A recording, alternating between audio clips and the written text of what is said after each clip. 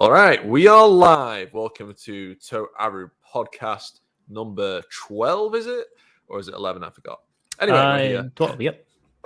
It's 12, okay. I put it 11 initially, but then I realized I made a mistake and I updated it. But yeah, sorry for the delay. We are here. My computer just had a nightmare. Like, it just spazzed out. StreamYard just failed on me. And I couldn't even, restart my computer normally. Like, I couldn't even press Control-Alt-Delete to, press restart on the button. I had to, manually just press the button or to turn it on and off. So I don't have a clue what just happened. So I'm praying to God that doesn't happen again midstream. But I'm sure I'll be able to get back to it if it does. So fingers crossed, guys, that won't happen.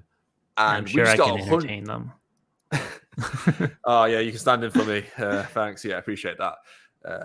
We need to improvise best as possible in case of any situations we may come across. But yeah, thank you very much, Lady Yorichi, for the $100 super chat.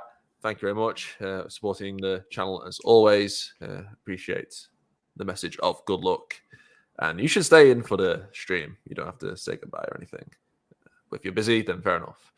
But yes, we are here to talk about Genesis Testament 6. And again, I've just been delaying everything. I delayed the stream because of the technical difficulties. And I've delayed making this Toaru podcast about GT6 because I went on vacation for 12 days or so. But I'm finally back. And I'm very excited to talk about this with Malcolm. Yeah. Hey, everybody. How's it going? If you're this far into the podcast, you probably already know who I am, so I won't bother introducing myself. Hell yeah. And we will just send out the notifications because I haven't done that yet on the Twitter and the Discord. So if you're not in the Discord yet or you haven't followed me on Twitter, then you should do that. But yeah, we are going to talk about GT6, of course, and other things as well. We might compare it to Old Testament, like the first 6 volumes of Old Testament, then the 6 volumes of New Testament as well. But I want to know what you think of GT6, Malcolm, because I've already talked about the volume on my channel already with my review. If you haven't watched it already, it's there. It's got a pretty sick thumbnail by Tooney with Toma versus Aradia with Bologna Succubus in the background as well. So make sure you watch that on the channel. So yeah, what did you think about GT6? Man, I really like GT6. It's definitely one of the stronger entries. It's your favorite. Is it still your favorite now? Yeah, it's still my favorite GT6. Not GT6. It's GT my favorite. volume.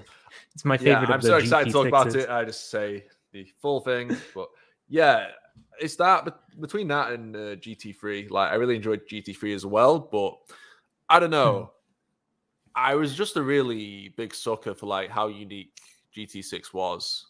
And it's everything I enjoy about an index volume at the same time. It felt like it was unique enough, but also had its roots in the past. I like the blend of both, but I'll let you talk about it a bit more. But we do have a super chat from Donut CPS, Deutschland über alles. I think that's how I say it, or über alles. I think it's über alles, because that's how people would sing the German national anthem at school when I went to school. I don't know why they did that, probably just to be controversial or whatever. They sing the German national anthem at your school? Only a few weird kids did in England. It's like me going to school and singing the Mexican national anthem. Yeah, I think he's saying that because one of my German video about the culture. Oh yeah, that video's been blowing up. Congrats. Yeah, thank you. So if you guys didn't know, that video just went absolutely ham while I was on vacation. It was at 30k views, and now it's at 180,000 maybe. It's just gone crazy. Yeah, so your subs have been shooting up too. You've gained 200 today or something compared to when I checked earlier. Getting very close to 10k in the dreaded Makoto cosplay. But yeah, if you are new to the channel from that particular video, I do want to make similar sorts of videos about some off-topic stuff, because this is primarily a channel about Index and Railgun, which is part of a big anime, manga, light novel franchise called Toaru. So I highly recommend you check that out. It's got a lot of historical references to it as well. So if you like history, then you should check out Index especially. So it is kind of relevant-ish, not really, but I do recommend you check out the main series I talk about. But I do plan to talk about some other similar stuff to that video, which did blow up. So there'll be stuff for everyone on this channel. So please stay tuned for more videos you will enjoy. But yeah, sorry for interrupting you again, Malcolm. I want you to talk about it's GT6. good. This is a big time for your channel, and I'm excited for you. Thank you very much. But yeah, regarding GT6, I've really liked it so far. After I finished reading it, I tweeted about it some. I placed it sort of tied with GT3 and said I would sort of, which was GT3 was number one for me still so far.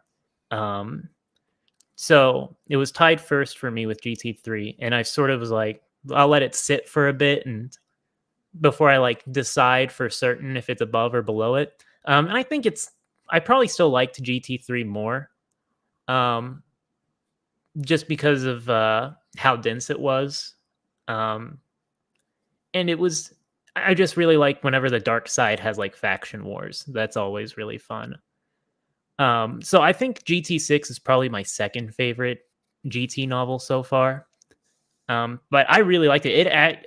Despite it being second, it probably has some of my favorite magic abilities that I've seen in Index for like a really long time. Like both oh goodness, Bologna Succubus and Aradia, both of them have really cool powers, especially Aradia with her rules of 3.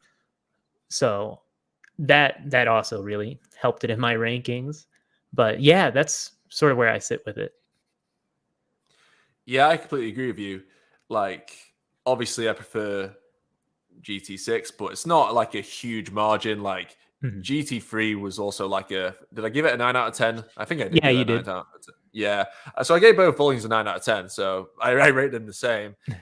But yeah, just my personal preference, I prefer GT6. But yeah, I mean, I'm a sucker for the dark side, what do you call it, free for all volumes, which we have, like Old Testament 15, of course, with Battle Royale, and then we got the Baggage City arc in New Testament, and now we got basically one for GT as well, which is quite early as well, because I mean, okay, New Testament 4 was quite early in New Testament as well, but this was even earlier, so it's pretty cool that we keep getting these volumes kind of quite early in the light novel series.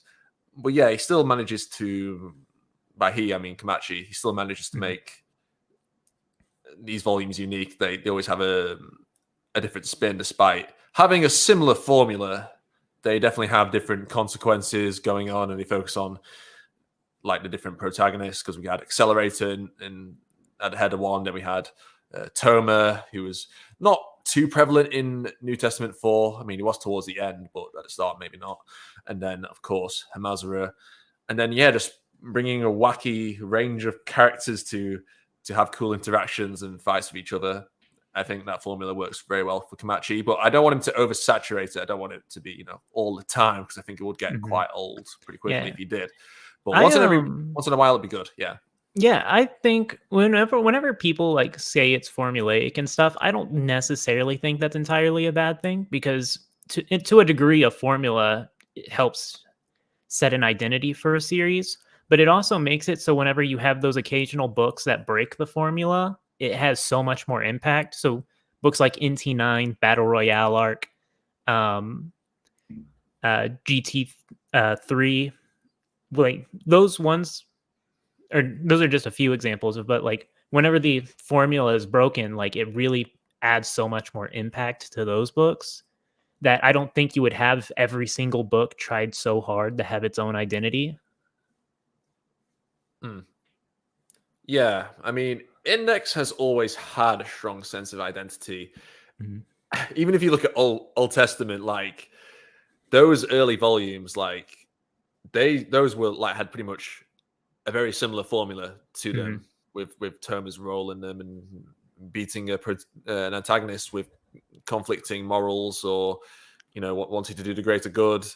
A lot of the early volumes of Index were like that, and yet he still found a way to make them interesting, that I continued to read it and was invested in the story, and obviously he started to change it up a bit after God's Right Seat were introduced, and that he wasn't doing an episodic story anymore. He was now using those volumes to lead to World War III.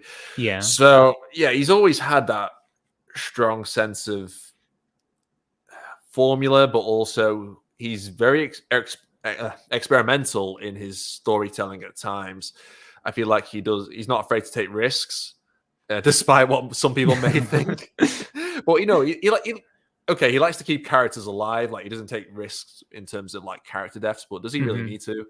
Yeah. Like he does like to throw unique ideas here and there, which might not work. But he's a lot like George Lucas in that way, because George Lucas in his filmmaking career is kind of the same. Like George Lucas did things that the audience necessarily didn't expect or agree with, but George Lucas just wanted to test what like his own vision and take risks with his storytelling, because he was a experimental filmmaker. And the reason why I'm talking about George Lucas is because I've been like watching some like Star Wars videos about him, about appreciating his work more, because he got absolutely roasted after, you know, making the prequels by some sections of the Star Wars fandom. I know it's a bit off topic to this, but I feel like it's somewhat relevant to Kamachi in a way. To some people, that is either like the greatest compliment or the biggest insult you can give. Oh yeah, I mean, true. I mean, obviously, I'm on the compliment side of it. I'm a massive prequel fan. You know, I've enjoyed those movies since I was a kid. I mean, you can criticize them for like how the dialogue was delivered, but even then, like there was definitely a style to those movies. Those movies were meant to be, especially like Attack of the Clones with the romance. It was meant to be like a Casablanca 1930s Shakespearean style romance. Yeah, It I was wasn't gonna meant to be say, like I was gonna say romance. it's the prequels were like he just read a bunch of Shakespeare and he's like, I can do that for his writing. But I think everybody sort of became a prequel fan after the Disney sequels. That's what I've noticed online. Yeah, for sure. Like I think people became more comfortable to say it because I think that it's always pretty much existed. I don't think the sequels made the prequels better. The prequels were always good, in my opinion. And one thing that everyone admits, like even people who don't like the prequels, that the prequels had good ideas, but some people say they were executed badly, while other people say they were executed fine. So I'm like that Kamachi. Like I think some sections of the Index fandom that, well, we can talk about it later, don't really appreciate this aspect of Kamachi. Yeah, I 100% agree. Yeah, I think thinking further, there's a lot of similarities, even because some people sort of use Kamachi's name as of late more like a an insult. It feels like. Yeah, and it's just like I often see people just saying like Index is bad or Index is mid just for like they don't mean it. They're just like or all Index fans agree Index is bad or something like. Yeah, And I've just always seen those things and I'm like, okay. Yeah, why? like there's always the It's meme not like, funny. oh, Index fans hate Index fans, and it's like the only like closest I've ever seen to that actually is like Index and Railgun fans hating each other. But it's never been like so prevalent where it's like, oh yeah, that guy he liked I don't know, NT2, he's human trash. But I don't know. It seems like a lot of people want there to be more hatred in the Toaru fandom than there actually is, because it makes for Yeah. a good meme sometimes, or it's also just it fits into the anime stereotype of toxic anime fans. Yeah, I don't know. It's like I feel like it's the situation where people are just saying, "Oh yeah, New Testament 9 is peak fiction," and then like, "Oh, the rest of it's shit."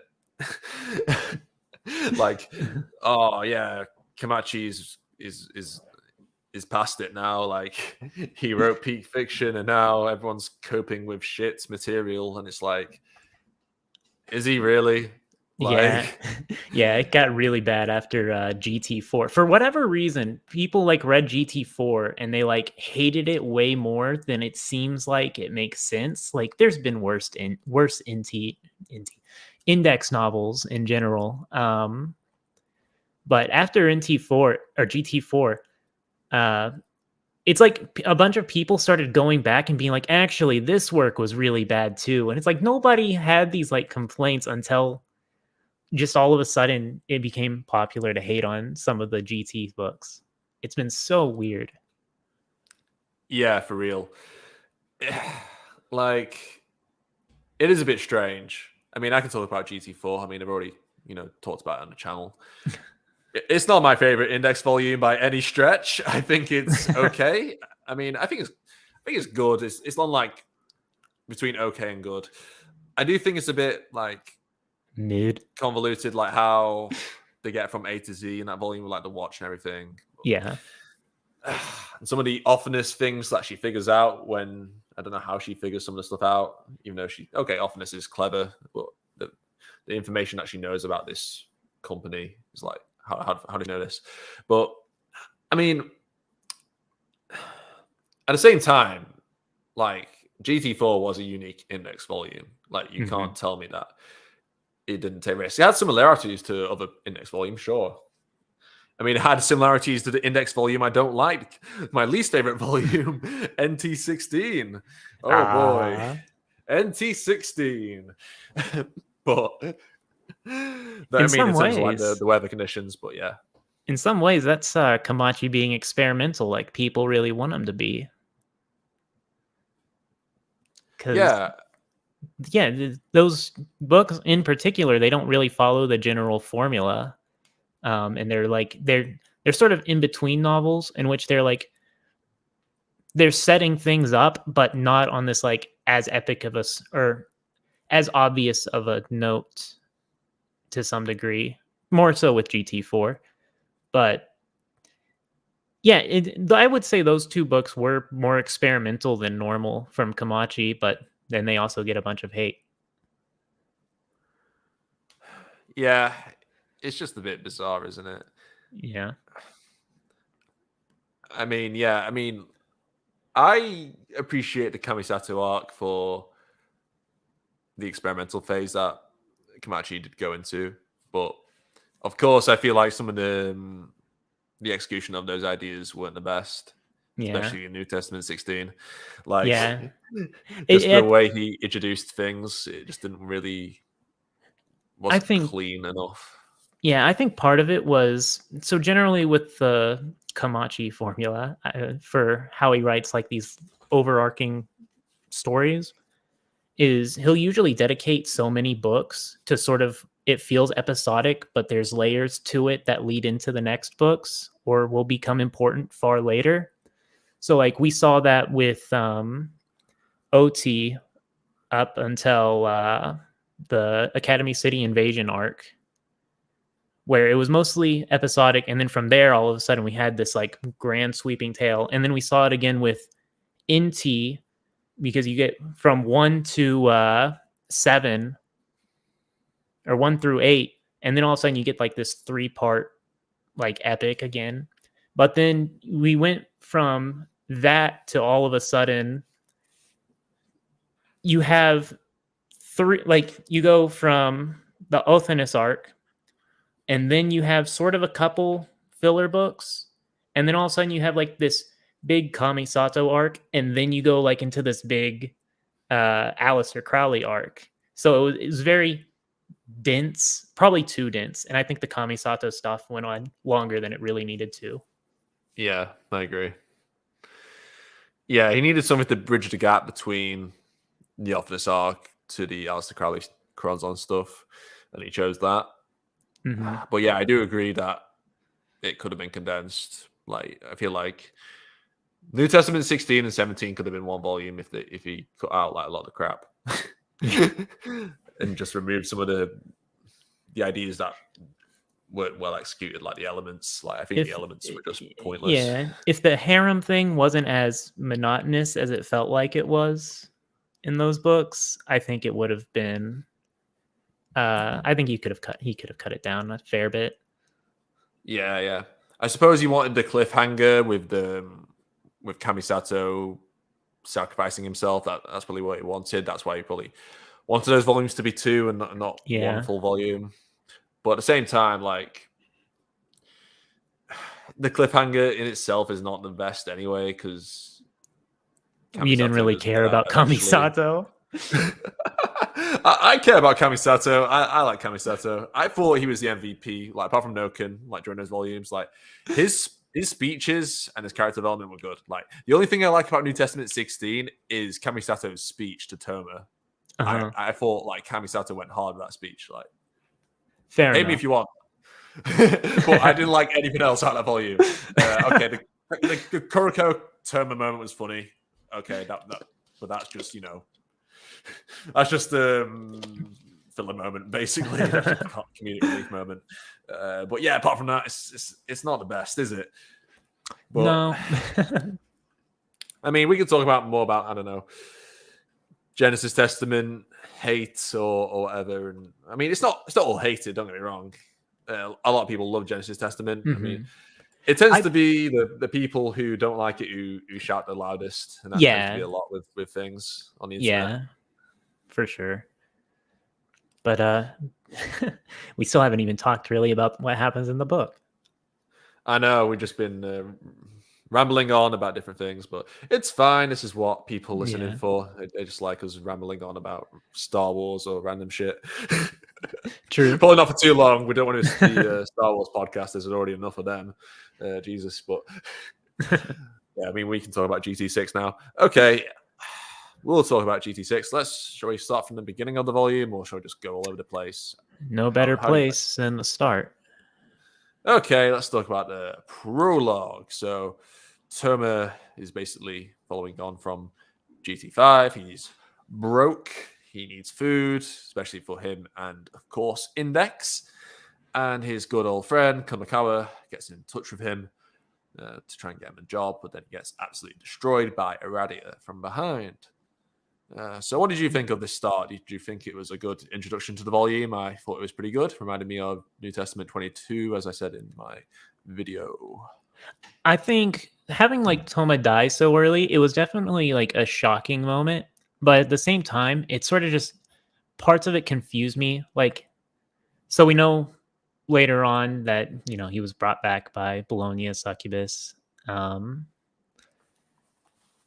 And like she like changed his clothes and everything, but like it was sort of just, it came off as weird that he was like murdered, brought back to life, had his clothes changed, and then he was just on the train or whatever. Was it a bus or a train? Whatever. At the very end, or whenever he wakes up, and it's like, so was he? Because Kumikawa was with him at that point.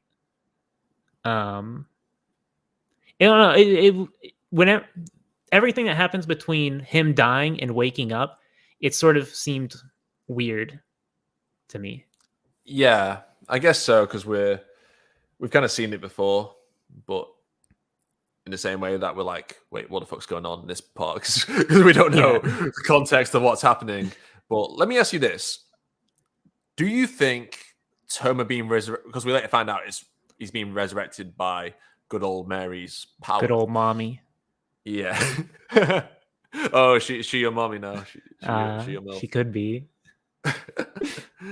She looks kind of like, with that hat, she kind of looks like that vampire lady from Resident Evil.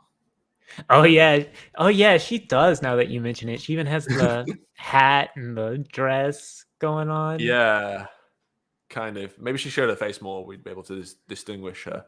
But that aside, do you think Toma being resurrected by her powers BS or not? Because I like it's kind of weird, because I can't remember if I did see someone complain about it or not. Because okay, Toma's got a magic breaker, yet no one complains whatsoever when Ophinus revives Toma billions of times, or when Alistair revives Toma in New Testament 22. I would say it made more sense than the Alistair resurrection, just because that one sort of came out of nowhere. But I don't know. I don't really know much about good old Mary. Like when I tried to like look into the character, like where she comes from, just an alchemist who took the name of the Virgin Mary. Like, I don't know much about her that I can like confidently say, oh, that doesn't or does make a lot of sense. But seeing as they've sort of made that her like primary, like she's a support role. She's like the healer of the party. Um, I don't, as long as it's like carried through to some degree in the later books, I don't really mind. But if it's sort of just it's a one-off where she's doing all this resurrecting and then Kamachi just sort of disregards that in the next book or something, then it'll seem a bit more out of place. But at the moment, I'm sort of indifferent to it. Yeah, fair. Because I think she's based off Mary the Jewess, but I don't know a lot about that person. I think she's like fictional because like all the other bridge builders or transcendents are. Mm-hmm. But yeah, I mean, wasn't it stated that Toma's arm was cut off like before I think so. he was Yes. resurrected? Yes. Yeah. Yeah, so it is similar to the Aleister Crowley stuff because Aleister was like, oh, we need to cut off his arm in order to do it, otherwise it will interfere. So I guess that does distinguish it from like the sort of healing stuff. But yeah, it's interesting that Toma's arm doesn't trigger when he's, technically dead. Right. Or in that moment of death or like close to death. So, because otherwise the invisible thing or some dragon or two would pop out. So yeah, there's definitely a mystery regarding that, which we should find out, I hope. I mean, it's happened twice, so you'd reckon so. But we're still waiting on the whole thing inside Toma's arm. Yeah. It's not that strange. Like, it didn't pop out whenever Alistair brought him back and he cut off Toma's right arm for that, or any of the times Othinus killed him. Toma's like a Dragon Ball character at this point. He just needs to come back from death whenever. Too busy playing Dark Souls. Yeah.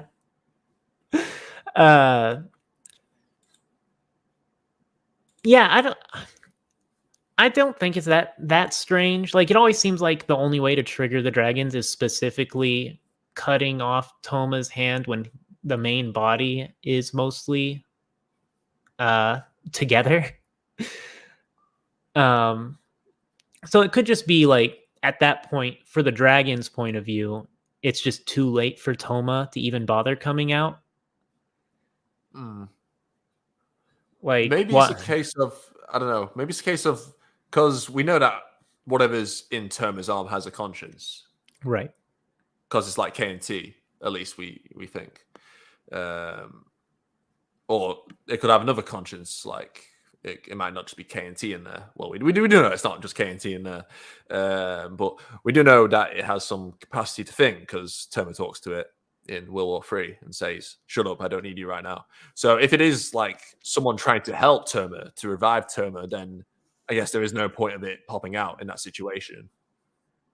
I guess that makes sense. Yeah. At least from what we know. Best we can logic. Indeed. Such is the thing of Toma's arm. But yeah, I mean, we've always had this issue of Toma's arm, the mystery. It's in every fucking index volume. Like, I don't know why people would complain about it this volume particularly. But yeah, this is the situation we find ourselves in. But yeah, shall we move on to chapter 1? Yeah. Okay, so chapter 1 was, I really enjoyed this chapter. I've said in my video why. What did you think of this chapter? And I did see like one person, I don't think I've seen like many people like complaining about the slice of life in this chapter. But you want to talk about that? Yeah, I didn't think the slice of life was really bad or anything. It's setting up the destination of what was the name of it again? the Miyashita arc? Not where Toma's at. Shibuya. Yeah, it seemed like it was really just setting up what Shibuya is for the readers, setting up the cult, because you get a good idea of the culture, what kind of work people are doing. Like, just off the bat, Toma's doing his Uber Eats work, and he delivers to a what are they called? Not a call girl, but it was call girl. Is it a call girl? So he like Yeah. delivers to a call girl, and you get an idea. Okay, so this area is a very like party type sort of. I don't really know. Can't think of the I guess word for it. district, because it's in Tokyo, isn't it? Yeah. It's like a district of Tokyo. But you get to see like, oh yeah, there's call girls here. There's streamers. You're seeing everybody, all these young people out and about because of New Year's, and you get like cosplayers and everything. It really sets up just what life is there, and I really enjoyed it. Because it makes the later like witch stuff more reasonable. And I guess in a way you could probably explore like this growing anxiety or like desire to get away from the everyday life that the witch stuff will later explore. Sort of maybe a not quite nihilistic, but it sets up that idea of escaping life into sort of this like fantasy. But I think it was pretty good. Like I'm not the interactions between Toma, Kumakawa, Othinus, and Index were fine enough. It's not like it's the greatest comedy or anything, but like it was fun to watch them interact. I had no issues with the slice of life whatsoever. Oh yeah, I mean it's not winning any comedy awards. I don't think anyone's claiming it is, but it was entertaining to read. And honestly, this is one of Komachi's best paced volumes in a long time, I reckon. Mm-hmm. Like usually Komachi has like a really slow start with his volumes. Okay, the prologue might get you somewhat invested. Well, then like chapter 1 and early chapter 2 is like kind of a drag at times. Definitely like New Testament 22R definitely rings a bell with the dressing thing. Like, what the fuck was that? Fan service. And yeah, you gotta squeeze it in. Yeah, or even some like the GT volumes had a bit of a slow start, but yeah, but this volume, like, okay, it wasn't action orientated, but it was entertaining and it went by pretty quickly. I feel like it was paced perfectly. Like, it didn't go over too long. It was short, but not too short. Yeah, like I had a like. Usually, Komachi's pacing can be a bit iffy, and that's one criticism you can say about him in some volumes. But this volume is like, whoa, it's good. It was clean. This felt like a really clean index volume to read, and I really appreciated that. Yeah, it feels like I think Komachi, since just based off how the series is, he likes to really explain these ideas of science and magic, and because of that, like we're learning a lot, but it's not the most fun to read through. But whenever he does like a shorter novel, because this is on the shorter end of index novels. His shorter novels are always like really good, it seems. Like New Testament 5. Right. Yeah. Or NT9. The NT11 I think was pretty short. Just a lot of the fan favorites tend to be shorter novels. I guess the exception is NT2, but some people like it, some people don't. I'm in the latter category, but yeah, I mean, I thought NT2 was good. I was much better than NT1 in my opinion. Yeah, I mean, it has some good moments. Don't get me wrong, but the overall volume is just like, okay. The first half was not that great, but the second half was much better. Yeah, I mean, Kanzaki versus Mjolnir is not winning Best Fight Award anytime soon. But, wait, NT2. I mean, I'm thinking GT2. Oh, right. NT2. NT2 was all talking, explaining, and then it felt like a waste of the first team up novel, like proper team up between the three heroes. That was my primary issue when I first read it. Yeah, I just think it's an info dump. Well, a lot of it is. I mean, some people, I feel like it was a volume for people who haven't read Old Testament and who want to understand magic. I feel like that's why it was made. Yeah. Because I feel like, I mean, it adds some details that we didn't know before, like the distinguishes between what a sorcerer is and what a magician is. I like that. Yeah. Some translators can't determine the difference. Sorcerer sounds way cooler than magician, so I'm going to use that in my translation. Sorcerers are a type of magicians. Please remember that. It's important. Like, But anyway. like even the Japanese, it's like Komachi clearly uses the katakana that specifically references magicians, like to spell out magicians rather than sorcerers. But I guess people are just like, I want to use a synonym because Yeah.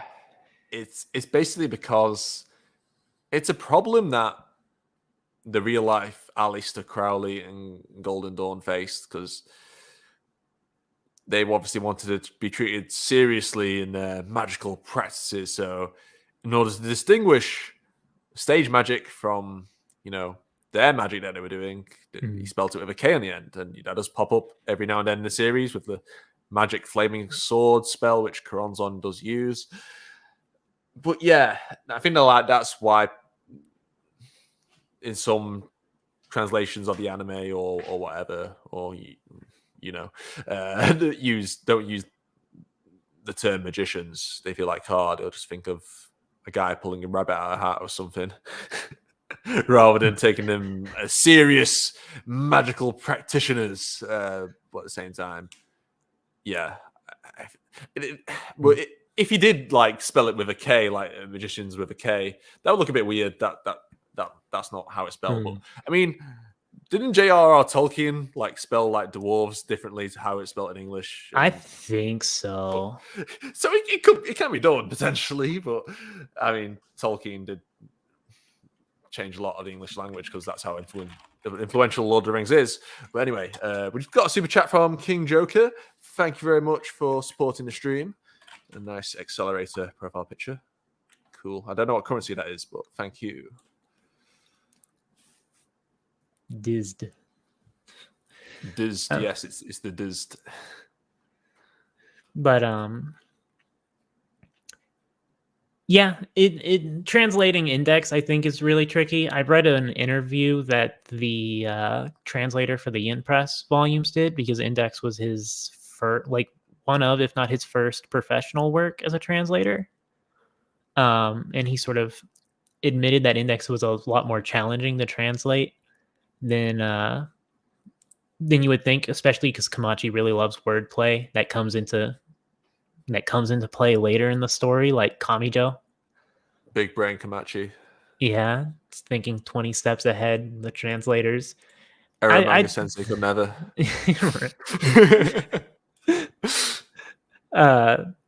So in some regards, I'm like, I understand messing up the translation at times, as long as it like gets fixed later. And I really wish they could like reprint volumes with corrected terminology. Like for example, in OT1, the Yin Press translation translated as demon lords rather than magic gods, or demon gods instead of magic gods. Yeah. Which, to be fair, the original fan translation of Index also made the same error. Before, I don't remember if it was JSO6 specifically, but somebody retranslated it to correct it, probably after SS2. Yeah. Yeah, it makes sense. I mean, in an ideal world, you'd want the translation to be consistent, but it's difficult. I mean, they're not going to invest that much time into correcting all volumes of Index, I'm afraid. I don't think. Yeah, I mean, they could wish at do it least with an the ebook, digital maybe, version. Yeah, they could do an ebook potentially, but then it'd be like, "Hey guys, yeah, I know you bought this ebook, but there's an update for it.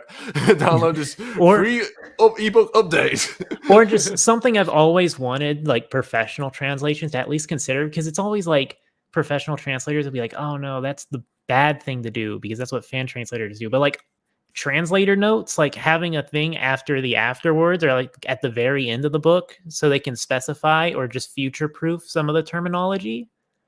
So like at the end of OT1, they could have been like, okay, yeah, here's some translation notes. Demon Lord or Demon God could also be read as Magic God, and Kamijo can mean all these things. Just things that I feel like are looked down upon in the professional world, but I think should be explored for the sake of the readers.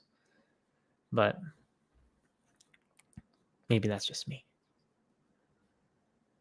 Yeah, fair. Well, let's go back to GT6. I think, yeah, it was good. I mean, chapter 1, of course. I mean, the whole volume was good, but you get the point. Like, obviously, I wanted Toma to become a maid, but delivery driver is the second best thing, I think. Yeah. And I would have liked to have seen, Index do that food eating competition and see how she. Oh yeah, I was sort of excited for that scene. Yes, sadly, Iradia just interrupted it and be like, "Oh, rude." Because I feel like that's something like Toma should have figured out way earlier. Like, literally, you can just have Index like go loose on these food eating competitions in Academy City because surely they exist. They I mean, they got to get customers somehow.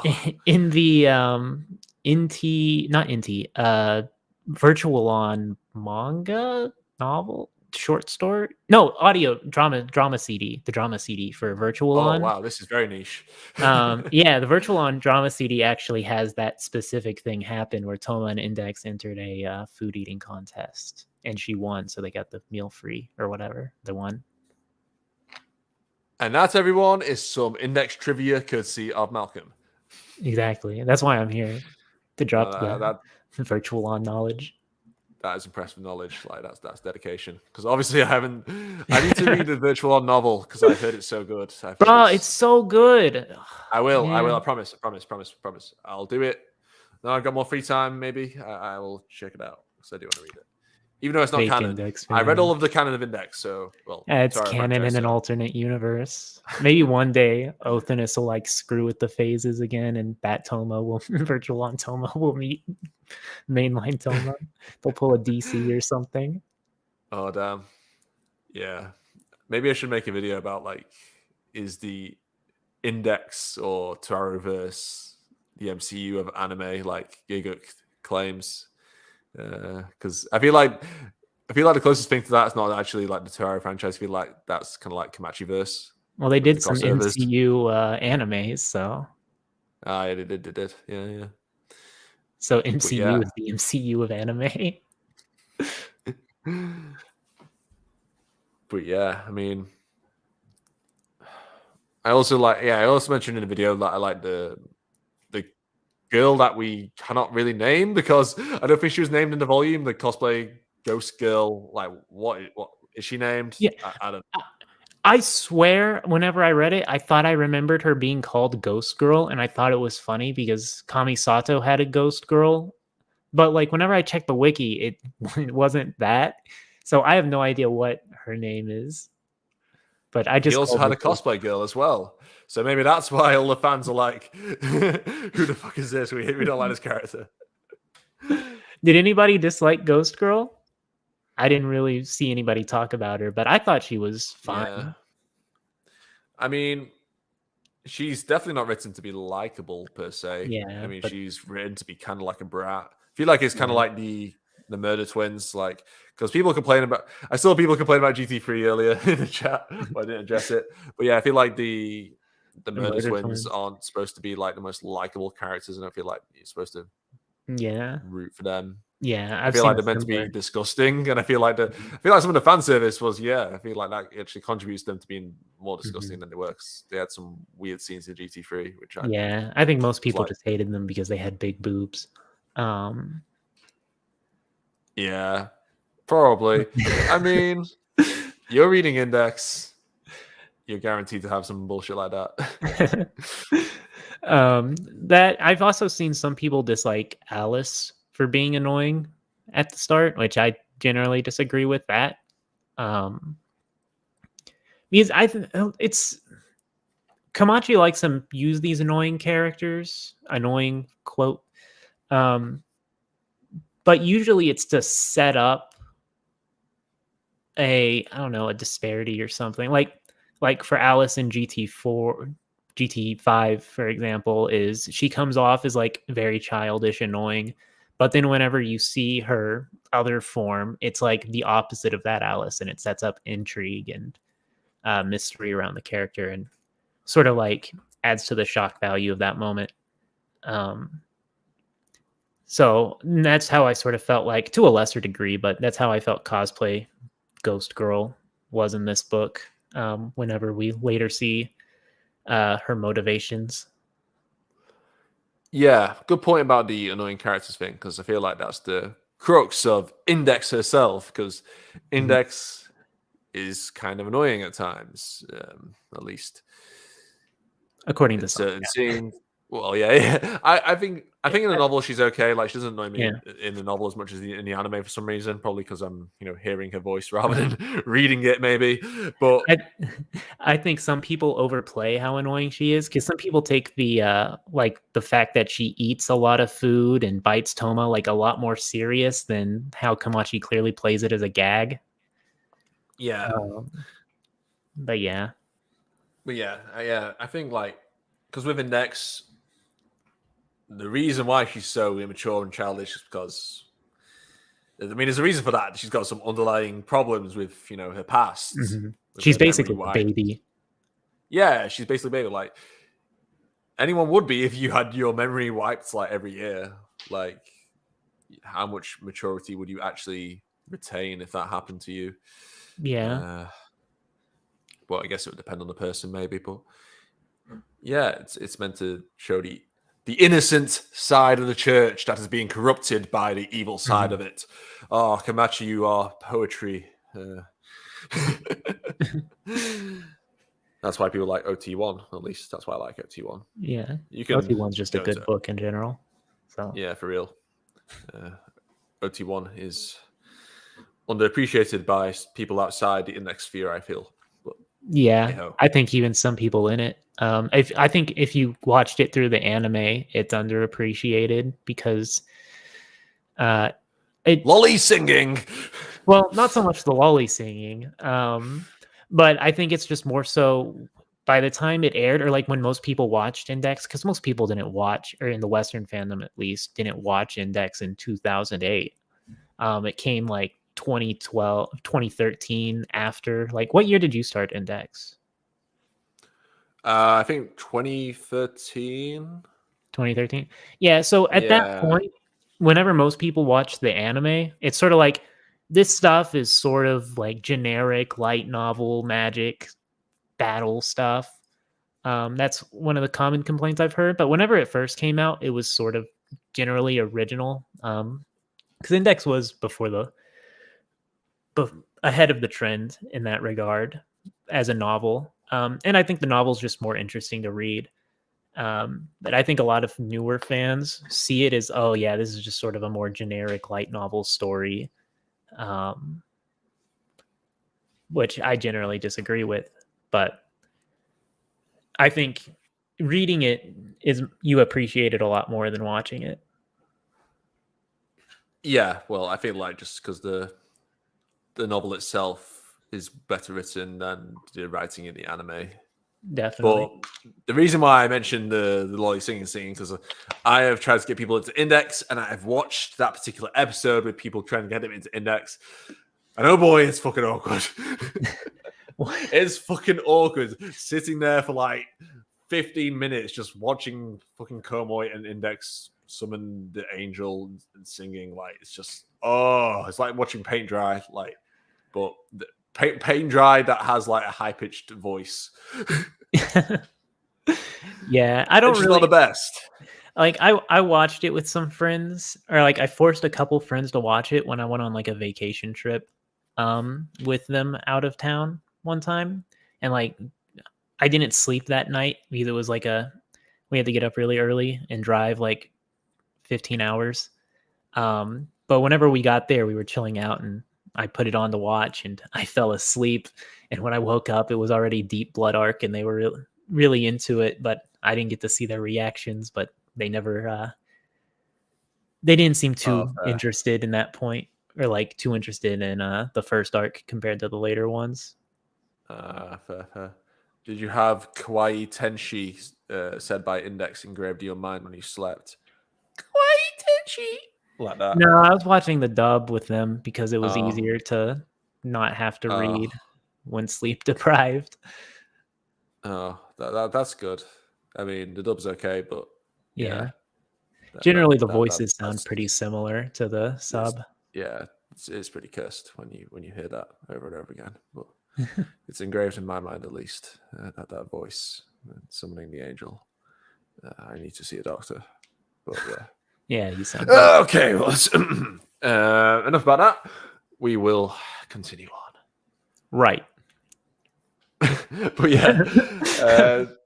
So yeah, the ghost girl, whatever you want to call her, she was good. I enjoyed the point of her character, especially as I mentioned this in the video, like someone who creates content. I mean, I'm not a live streamer, but I feel like she You're live basically streaming represents right like. now. Okay, all right, okay. I do live stream sometimes, but I am not predominantly a live streamer. I don't go on Twitch every fucking night. Time to admit it. This podcast is pre-recorded. We were just pretending to read y'all. Yes. It's a clever plan made by me and Mal. Sure. But you get the point. She's basically like someone who just acts like a complete brat. Like she's not very likable, but she's a good character. Like you can have a not very likable character, but it's still well written. Like I feel like Index can fall into that category sometimes for people who may have gripes with her, or Shinji from Evangelion, or even Shoko as of late. Oh yeah, but we won't go into that. But yeah, I feel like she just wants to just milk her viewers dry and just cares about her appearance and nothing else. Like she seems detached from reality completely. Like she's not giving like Toma any attention whatsoever. Like she just seems it's more consumed in this insulting. virtual world. And whatever's trending at the moment, like she's just obsessed with trends, and that's why Uradia is basically takes control of her later in the volume. No joke though. That's like exactly how a lot of these social media stars are though. Like whenever you find out what they're like in person. Yeah, for real. I feel like support, like obviously I don't really talk about my personal life on here, but yeah, I try to keep it balanced as much as possible, like from YouTube and my real life, going out and stuff and seeing friends and family, spending time with them. Yeah, I just went on a big like hike today with my mum and my sister, which was really nice. Going outdoors. Yes, I did touch grass. I do touch grass.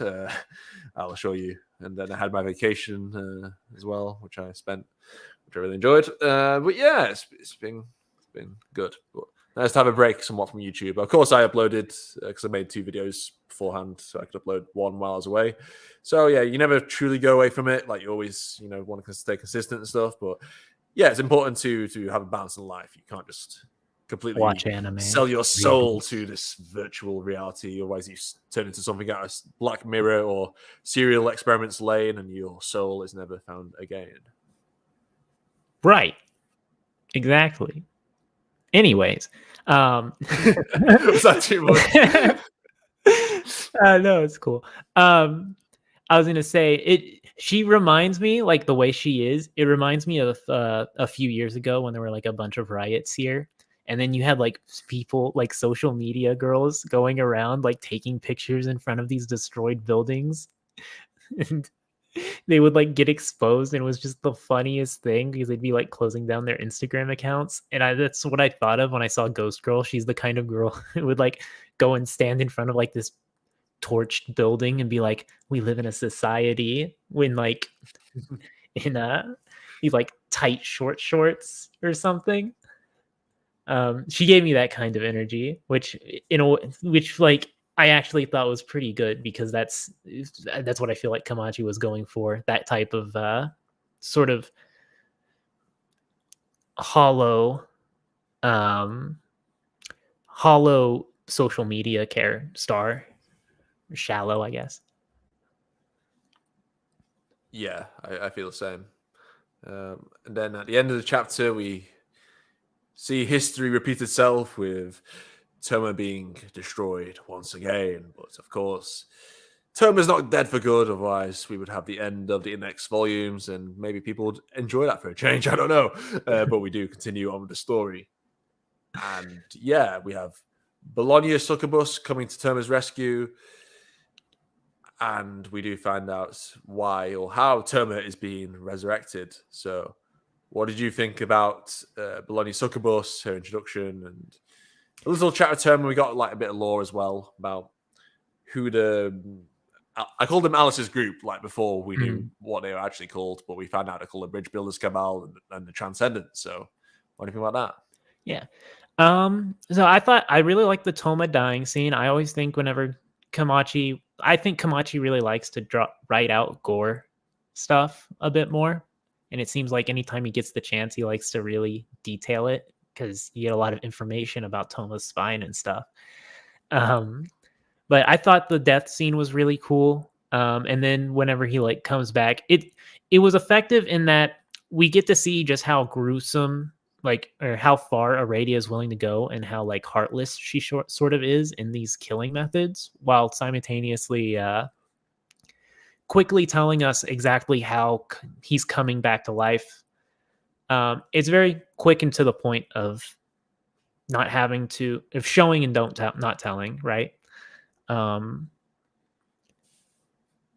and then Bologna's succubus, she she was sort of hard to read at the beginning.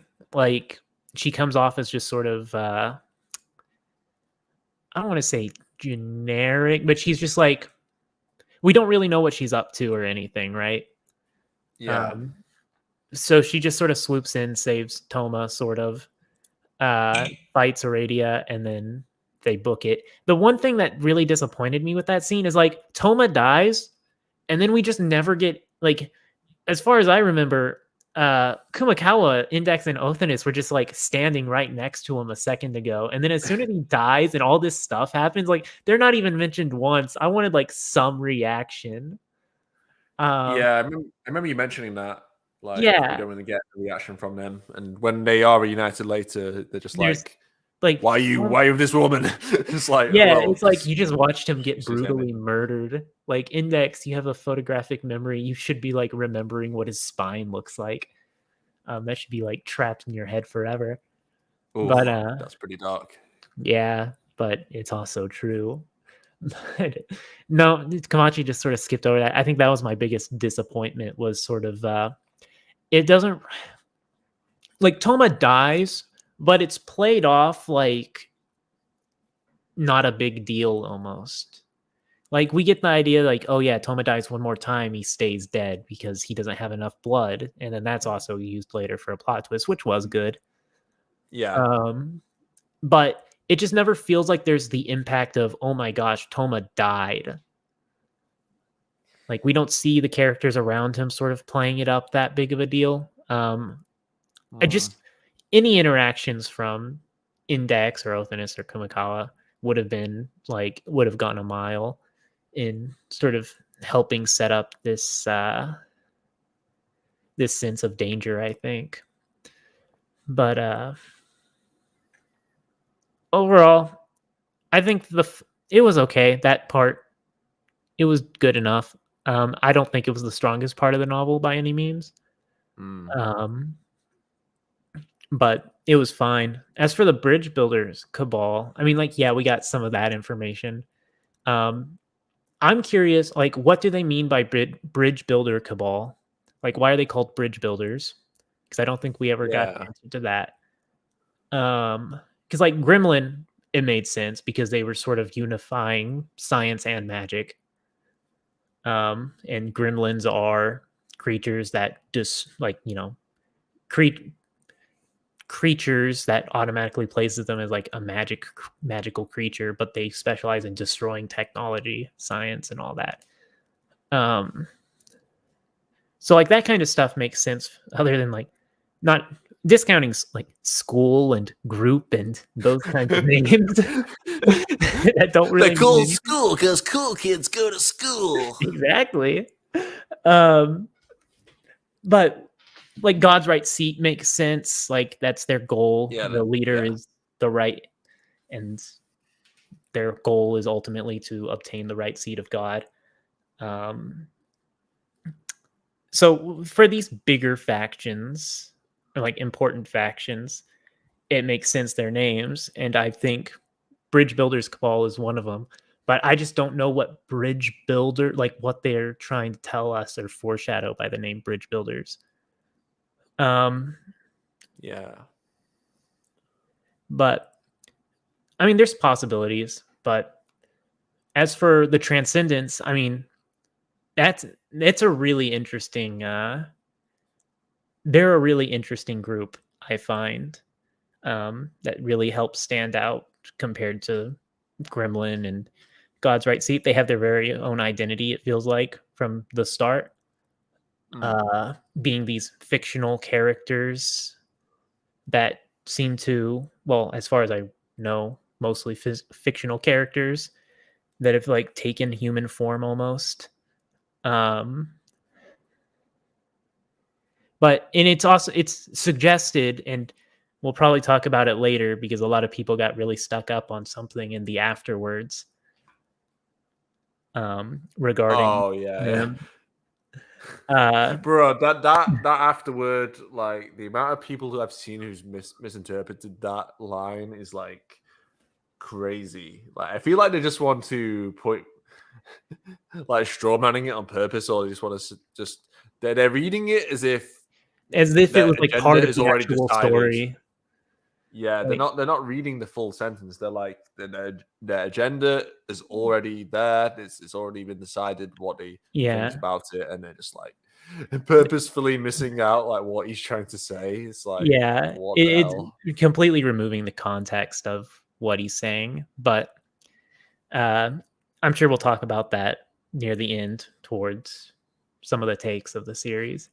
But Yeah, and sorry, yeah, I've go got ahead. something I want to say about that as well, which I haven't previously mentioned as well, especially in regard to Aradia versus Terma at the end as well. So if I remember that, I'm sure I will. I want to talk about that later. Definitely. Um, but yeah, I think it does a good job of setting up the Transcendents are these very powerful beings, but we have no idea really what their limits are at the moment because we didn't get to see Aradia's final form. And it feels like we probably didn't get to see everything from Succubus.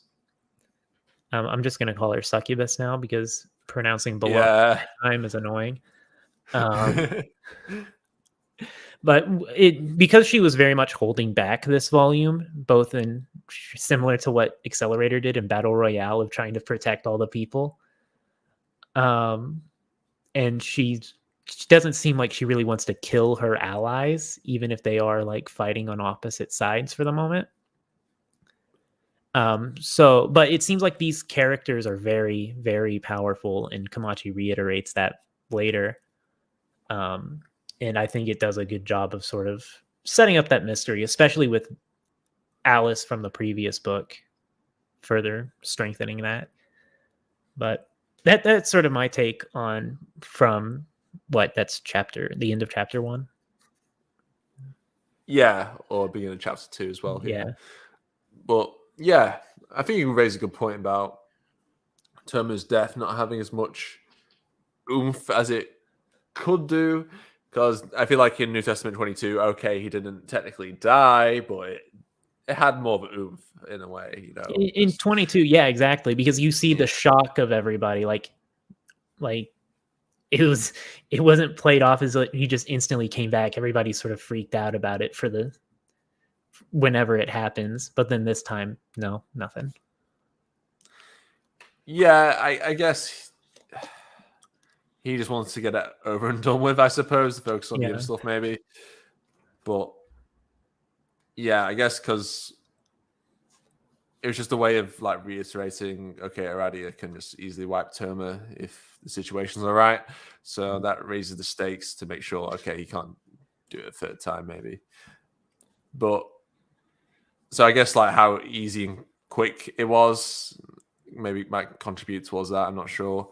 Yeah. But yeah, I really like Succubus as a character. I mean, at the start, yeah, you're right. She's not got a whole lot going on, but I definitely, predicted the basic plot of what was going on before the volume came out. Like in terms of, yeah, I feel like Succubus, doesn't want Terma to die because that might make Alice, really unhappy. And Aradia's got a different perspective.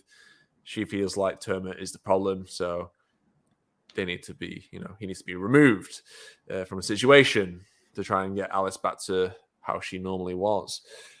So I enjoyed like the the main conflict of this volume. I feel like, you know, Mhm. these characters aren't necessarily evil in what they're doing. Okay, killing someone's pretty bad. Okay, you can Yeah, say that, but it's sort of they necessary evil, right? We've had Necessarius since the beginning of the series, so it's not that new of a concept for Index. exactly, yeah. That's why I said earlier it's kind of rooted in the past, but also has a fresh spin on it. And yeah, the Transcendents are an interesting group. I really like them, but I Mhm. obviously there's this underlying mystery about them which we didn't really have with the previous villain groups of the Mhm. series, unless yeah. So I'm curious, and hopefully that mystery is answered soon because that's what it's kind of leading on to the Yeah. next volume with Alistair and all that. But yeah, they are quite similar to Gremlin, but they're different. Like Mhm. because Gremlin, they all wanted to achieve their goal because they wanted Offness to get the god position. Well, apart from Thor, he just wanted to clown about and just just do what the fuck he wanted, which was funny and made him very likable. And yeah, that's why Yeah. Thor still likes to this day because he was just so chaotic and just didn't give a fuck about anything. But yeah, the Transcendents are similar in that. Yeah, they're basically hanging around Alice because they want to get their goal, similar to how you Yeah. know Yeah, Gremlin wanted. Yeah. that's a good difference between Alice and Othinus as sort of faction leaders, I guess, is it feels like the Transcendents are much more subservient to Alice than Gremlin was to Othinus. Yeah, because they definitely weren't afraid to rebel after Offness, Loses her power, basically, basically. yeah, started to lose her Nerfed. power. Yeah, yeah. Even though Offness did have the capacity to use a bit of her power, but that would, you know, ultimately kill her if she went too far, which happened at the end of NT10. So yeah, they still weren't afraid to risk everything to fight her. But yeah, I mean, it's different because Offness. I think I mentioned this in my review. Offness is, we know what Offness's personality is like. She's very organized. She's very cunning. She's Yeah, somewhat calculated. yeah, calculated, very strong. But Alice is pretty different. Like she's Mhm. not really much of a organized person like Offness is. Like Yeah.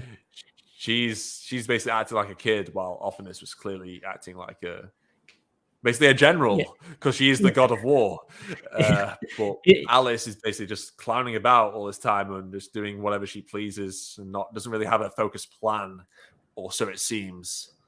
I actually really like that about Alice. Like I've seen some people complain about her being all childish and stuff, but she's so different from what we've had because all the other like main villains, Alistair Crawley, Fiamma of the Right, Mm, Othinus, and to a degree, I guess Kamisato and the Kiharas, whatever their names were. um, yeah.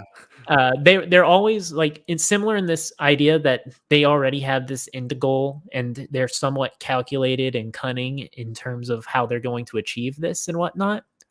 So Alice she's completely different from the others in that like anything's possible, right? It doesn't feel like we have a set direction that she can go in. She can literally just do whatever Mm, she wants.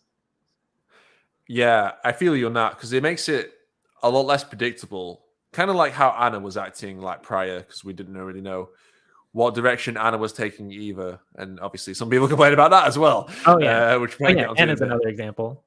Yeah. Yeah, yeah, yeah. I mean, Anna clearly has some sort of a plan motion, but we don't know exactly what it Mhm. is. But yeah, you're right. The previous villains like Alistair, Fiamma, uh, Coronzon, Corazon, yeah. Ophinus, they all had we all somewhat knew what they wanted. Ophinus wanted Gungnir, Fiamma wanted to become La Persona Superior Dio or whatever it's called. Alistair wants to destroy magic. Yeah, they've all got this set plan, but and we kind of know, okay, they're going to build up to this at some point. But with Alice, it's like this. It feels like the slightest misstep with Alice could like be world breaking for Index, like the world. I mean, Yeah. and that's kind of scary to think about. Like that, like because she's such a somewhat naive in her personality, she could be easily like Yeah. manipulated in the right situation. Because could you imagine? Because she's obsessed with Toma at the moment. Could you imagine if KNT was in charge of Terma at the moment. Right. Imagine what K&T would do with Alice. Right. Like, I mean, is that going to happen? K&T was already like trying to like coming up with plans on taking over the world, basically just in NTR. Bro, And yeah. if K&T comes back and collaborates with Alice, that's going to be fucking mind-breaking. Like he was all like, "Oh yeah, I'll just go ahead and seduce the princess and stuff." And he's like, "This dude's even aware of Toma's like seduction abilities and willing to Yeah. like weaponize it." Um, but yeah, I don't know. I think the child villains like Alice, the way Kamachi's using her is very like well done in that it's always interesting to explore this idea of what if you gave a child the ability like what if you gave a child the ability to use a nuke? Like how frightening would that be for the world? And just at any second, a kid who doesn't truly understand consequences, doesn't have a full moral compass, nor like like understanding of the effects of their actions, having this godlike power. Like it's Yeah, such an exactly. interesting character type to explore, and I'm really excited for Kamachi to do that. But Index doesn't change the formula. Nothing ever changes. Status quo. Yeah. The status quo. The status quo of Index never changes, guys. Believe me. But yeah, I don't know. I'm really excited for Alice's upcoming showcase, I guess. Yeah, I'm saying, like, I feel like the possibilities are endless, and we want to be surprised, don't we? We want the status quo to be changed. Let's see what happens. But yeah. Yeah. So then Aradia uses some kind of weird spell to try and find feet magic. Yeah, feet magic. Oh boy, horny in the chat is going to happen with the feet, the Aradia feet. But no, she was like this oil kind of thing with like hands. Yeah, was it like that? Yeah, it was. She, I think he specified it was. Wait, I have it somewhere. But yeah, it's like this weird wave of is it arms or limbs that try to, that they were only on the ground now, so that's why they try and not fly and make sure they don't get caught in it. But eventually they do. But yeah, that was cool. It's something I didn't really talk about in my review because I couldn't talk about everything, every little detail in the volume. So there's definitely things I want to talk about. But I did find refuge in the Miyashita arc, which does have somewhat relevance to another area of the plot. Well, yeah, did you find it or? Yeah, it was oil.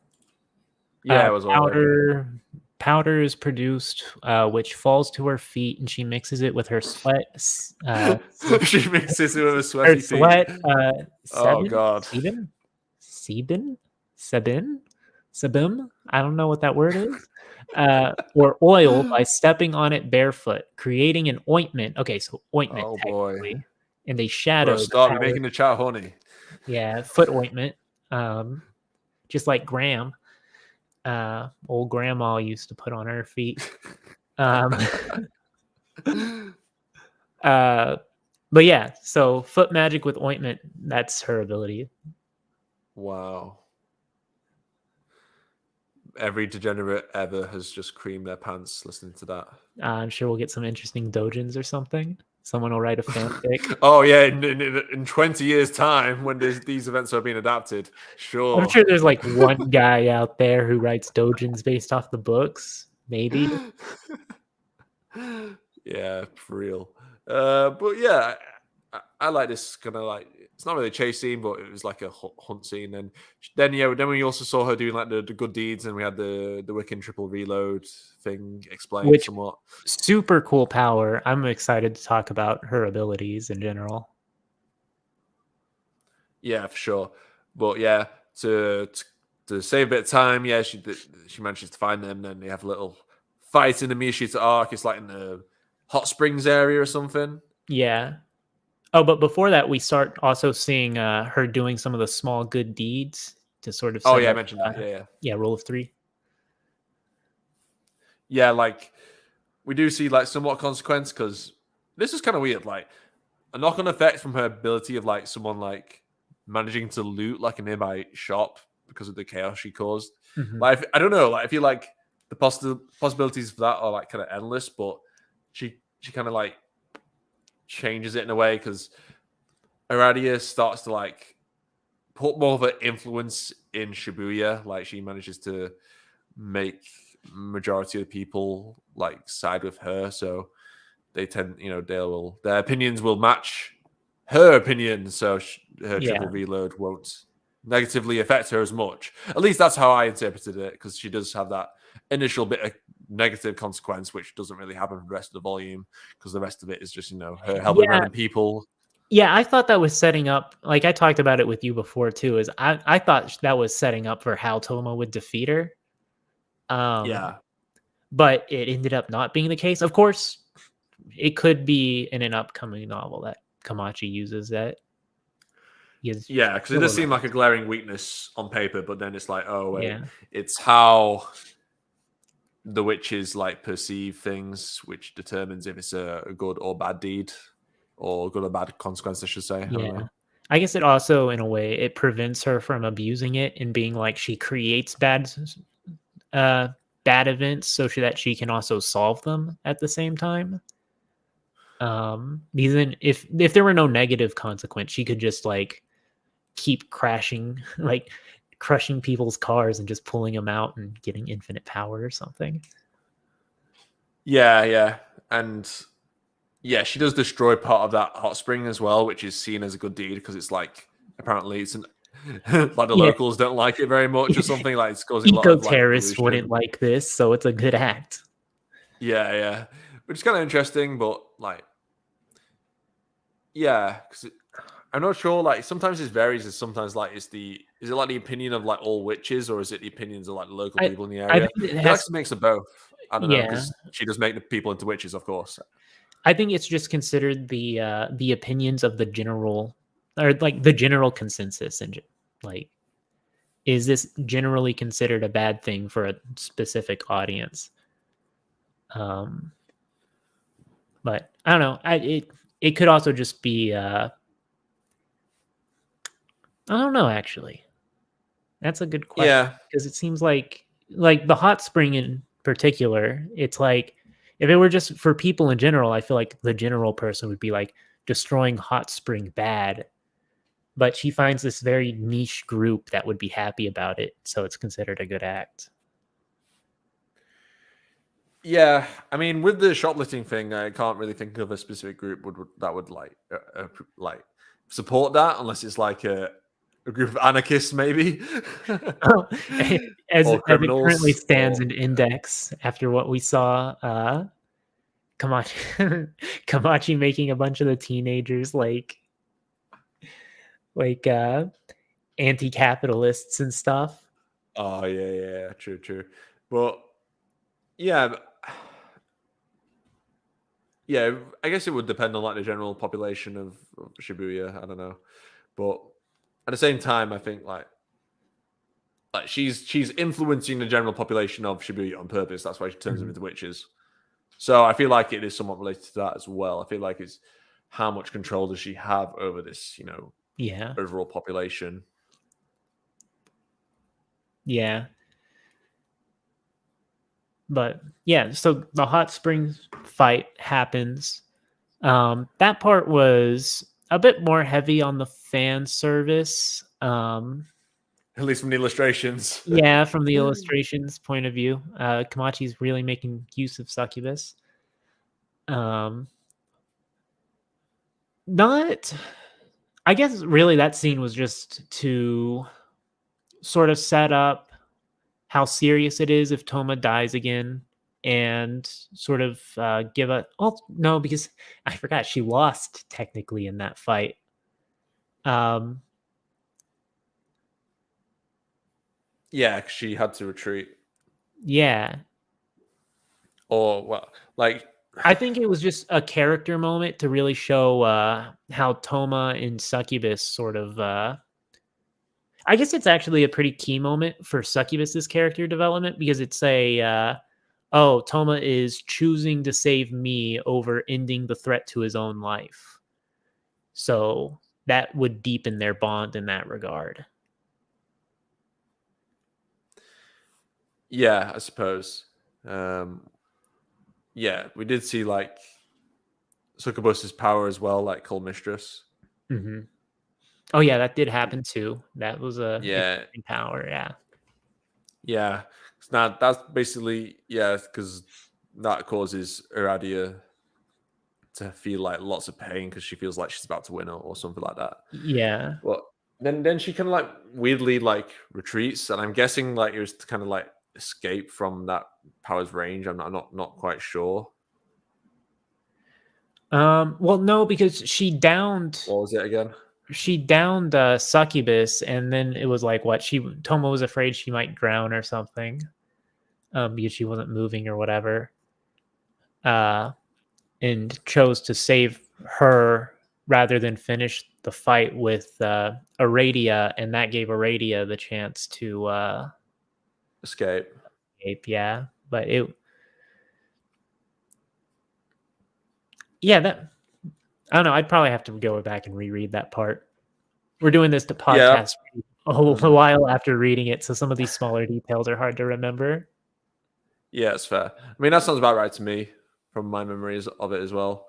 But yeah, I think like I just found it like a bit strange how Aradia just vanishes out of the blue. But I mean, I guess it makes sense because I guess she wanted to come back stronger than she did before. Because I guess she didn't really have any means of powering her triple reload. Yeah, and that's why she was doing the witch stuff, which we Yeah. can talk about very soon.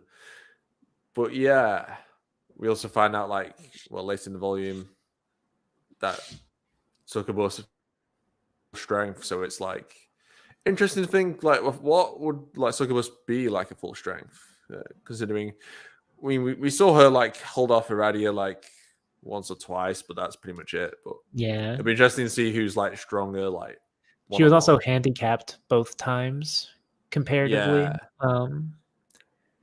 So yeah, we really don't know what she's fully capable of.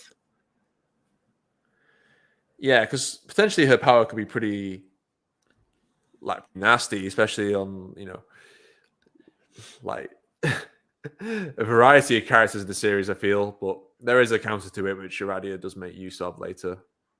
Because if you just like think like don't feel pleasure at all, like you can pretty much ignore it. So it does have limitations. Yeah. All right, you want to talk about chapter 3 now? Yeah, let's do this. Okay, so Bologna Succubus and Terma escape and they go to a capsule hotel where we are treated to some more fan service. But because this is Kamachi, the fan service does have importance to the plot. Yes. Well, they went to the cafe first, right? Oh, okay, right. Yeah. Cafe, then yeah. And then I can't really remember what they talked about at the cafe. I think that was just their planning session of what to do from there. Yeah, and a bit of flirting, of course. Yeah, explanations and whatnot. Yeah, apparently it was to distract Terma from what was really going on Bologna Succubus, because apparently, she gave Terma her blood, so she wasn't, and she was also, I think, Twice. injured from a fight. Yeah. Twice, yes, and she was also injured from a fight with Radia. She had like that bruise thing. Yeah, that's another thing. She's low on blood at the moment, so she's still, even considering that she's holding back in these fights for other reasons, she's also just weaker in general. Yeah, and then basically, after they've had that fun in the Castle Hotel, the gang is reunited. Like, does Terma text them or something? I can't remember. Yeah, he did. Yeah, Terma texted them the location. And yeah, what did you think of their interaction in that moment? Like I said earlier, I was really hoping for some sort of follow through regarding Toma dying in front of them. But it was more comedy focused and everybody being jealous of Succubus. Interesting enough, a lot of people, Othinus also seemed pretty jealous, and I think a lot of people try to play her off as more platonic with Toma rather than romantic, which I think generally she tends to show off more romantic interests than people like to pretend that she does or doesn't. But it's sort of like they were there specifically to just so they could do the B plot later whenever Succubus is down. Because I can't really remember them doing much. Like, what do you remember what the point of having them show up was? Well, in that moment, Yeah, I guess just to have them around so that they could go on the side quest to help. Who is it? Bologna Succubus with good old Mary, I guess. I guess. Oh yeah, one thing we forgot about to talk about was the Alistair between line things, but we can talk about it later. Oh yeah, yeah. I think that's best to talk about at the end, so it's all one. Oh yeah, we can do. Yeah, makes sense. Yeah, sure. But yeah, I guess that was just the way to get them what he needed to be to do the plot, which I didn't talk about in my review in chapter 4. I'm pretty certain there was a story reason that sort of made sense for it, but it's been a month since we read the book, so you'll have to forgive us for not remembering these specific details. But yeah, go on. Yeah, we also get Aradia doing the kinky moon witch ritual, which I found to be an interesting way to say it. Because I remember in my review, I was saying witch ritual. It's kind of like a tongue twister in a way, but I think I'm good at it now, so I don't get it mixed up. But yeah. Looking for an original username in the chat. They just completely reminded me. Index explained all the the fact that Aradia isn't a real person in history. She was made up 30 years ago or whatever. Oh yeah, of course.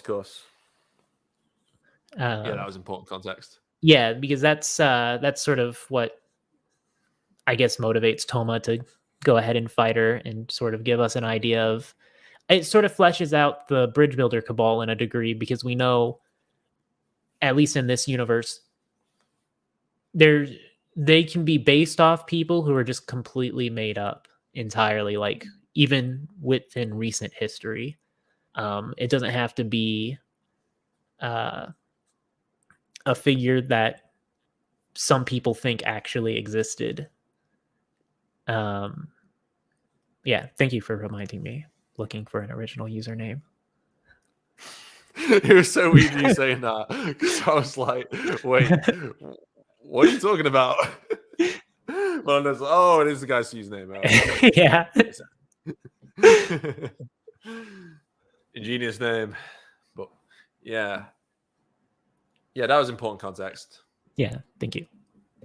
Yeah, that's something I didn't really touch upon, because we do learn about the guy who wrote the book of Radia, and that he basically just made a lot of it up in terms of because a lot of the theory was oh yeah, we're gonna learn about Lucifer in this volume, but we really didn't, because apparently that's just pretty much the guy who wrote Radia. Forgive me, I forgot his name, but he basically just made that shit up because it sounded more interesting or whatever.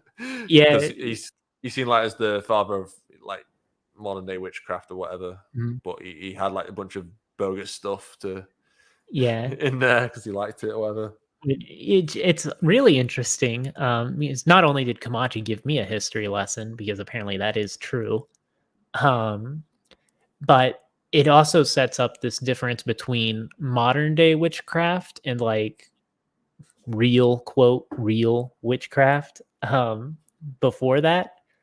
And it's especially funny considering it feels like part of it. I'm wondering if Kamachi is influenced by this sort of recent trend of women on social media thinking they're actual witches, having all this pseudo science witchcraft and energies and whatnot.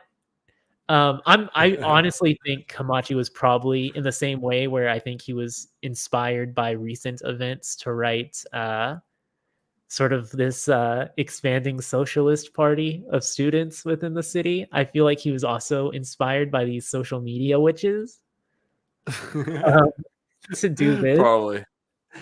because it's so. Remember? Sorry. Yeah, I mean, sorry. It's so accurate in like how these real world modern witches are like so obviously using this idea of witchcraft for escapism. That it's like it feels like it's very much targeted at them. Like it feels like Kamaji had a real point with this. Yeah. I was going to say is like, remember, Man in Sky, aka God, is clearly not real yet. Using these random spells with your pet cat is, it's totally real. It reminded me. After the Afghanistan situation happened last year or whatever, there was some like Reddit witches, and they were talking about. One of them was like, "I just finished astral projecting to fight Allah," and What? she's like, "He's much more powerful than I thought he was, so we all need to astral project to fight Allah together." And it was the funniest thing I've ever read. But,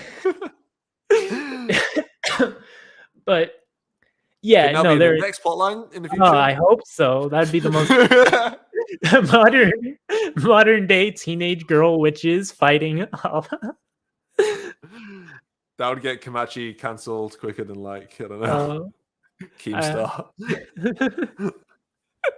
but I mean it. I say that because it's sort of just to show how insane but accurate this plot line sort of is in reality. Yeah, for real. I do think Kamachi is inspired by like some like recent weird trends. I mean, of course, he was inspired by trends of this volume. I mean, this volume was kind of about trends with the cosplay streamer girl. Like, it's pretty hard to not to ignore. Like, yeah, he talks about collective groups in this chapter as well, with the witch thing going on with Aradia's spell when she turns like most of the girls and women of Shibuya into these witches, and yeah, the cosplay girl's pretty much inspired to join her ranks because she loves trends, and we all know how addictive trends are, and fitting in and being a sheep and being part of this collective group just to be accepted by people. I wonder what that reminds you of. Maybe something called Twitter. Yeah. Cancel culture. Kamachi's really interested in that. And I think the idea of connecting cancel culture to the witch trials was an interesting route to go, because I can't think of many people who would have made that connection. But I'm very the witches. It's interesting because whenever they all start saying their reason, you realize how like shallow and like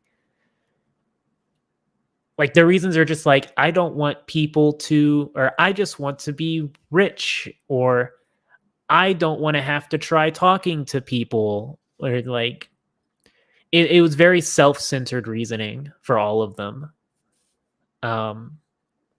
Which I think also, funny enough, also reflects sort of the modern day witchcraft and how those people act. But it felt like he was tackling a couple different ideas, not just cancel culture, what's trendy, but also sort of how shallow, how these sort of shallow ideas lead to people sort of creating a cult. Yeah. I just think it's a very interesting exploration Kamachi's making. Yeah, I definitely agree with you there. Like, I feel like people do have shallow reasons for want to be part of these like movements and stuff. So they just want to feel like validated, don't they? At Yeah, the end of it's the very much day. groupthink. Yeah, yeah. I mean, I think I've seen like people refer to cancel culture as like modern day witch trials, probably somewhere, I don't know. But well, I think no one's really gone this far with it in that, Mhm. with I feel like it's a good like having indexes like a thing to like or a canvas you can use to present this idea. I think like I feel like it was good potential for them Mhm. actually to utilize this in GT. Yeah. But yeah, I mean, we also get like a contrast like collective as well with what Succubus does with her cold mistress. She basically brings forth an army of protesters to combat the army of witches. Yeah, we went Bloods versus Crips, and some we focused on there was sort of a duality to it because Mm, back in the setup in chapter 1 whenever Toma's doing Uber Eats, we don't just see the cosplay girl, but we also see him talk to the call girl. yeah. And she was on the other side of sort of that faction war, being like anti-witch. Uh, and I think it's sort of there's a meaning to it. I can't quite put it to words just because I haven't again read it in a minute. Mm. But Is it there was because? go Sorry, ahead. is it because like the cosplay ghost girl like she has a platform and she wants to be part of this larger thing while the call girl like she's kind of an outcast like she does her own thing with her clients if you know what I mean uh so maybe could it be that I mean I I don't think know it's so a she desire to fit in versus a desire to stand out, yeah but it's coming from the opposite parties you would expect it to.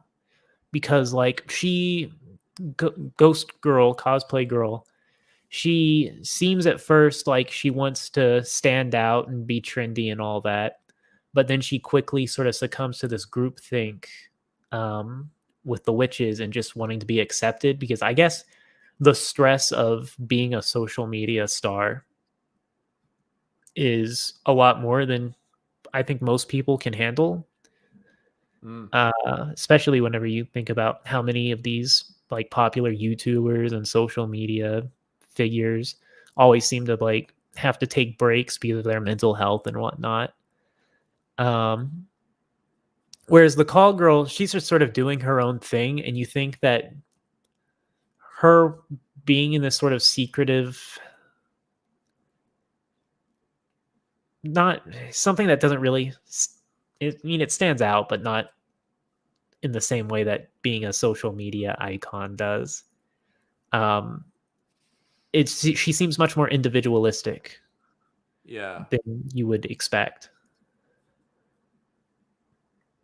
she'd be the type of girl to want to fight against like a group collective in a way Yeah, because she's kind of an outcast in that sense because like being a call girl is not a typical yeah, job in a way where you can yeah. fit into a large group. I wouldn't even say she's an outcast, rather than she's just Yeah. someone who's not Okay. interested in being part or being grouped up into these sort of uh, ideologies. I guess I don't know. Yeah. Okay. Outcast perhaps the wrong word or a slightly stronger word than Um, necessary, but yeah, that's essentially the point I was trying to make yeah, for sure. But I do feel like these two groups are almost two sides of the same coin. I feel like they are being attached to these collective groups just for like the wrong reasons, and yeah, they're almost the same in a way because the witches they just want to feel like they are valued in a way and want society to be wants like society to controlled by cater to them. them. Yeah, they want to yeah, they want society to basically revolve around them well, in the same way that the protesters, they just want to eradicate that and have society their way. So yeah, this is like the most interesting thing I find about this volume. Like, I feel like it's not something I've seen many people talk about apart from like me and you. Like, no one really talks about this clash of like ideas and the collectivist theory that's present in this volume. And it's the most interesting part of the volume, and yet no one is talking about it apart from us.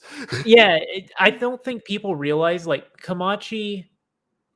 I'm not trying to say Kamachi's trying to get political or whatever, but I think he very much has like this message and beliefs that he's sort of trying to convey through the index novels. Like he's clearly, and it's sort of, I mean, it's political in that, like, he's sort of making fun of this sort of extremist slant, like with Academy City protesters, where they go sort of, they see what happens with Accelerator and their instant reaction is death to capitalism and causing riots and stuff.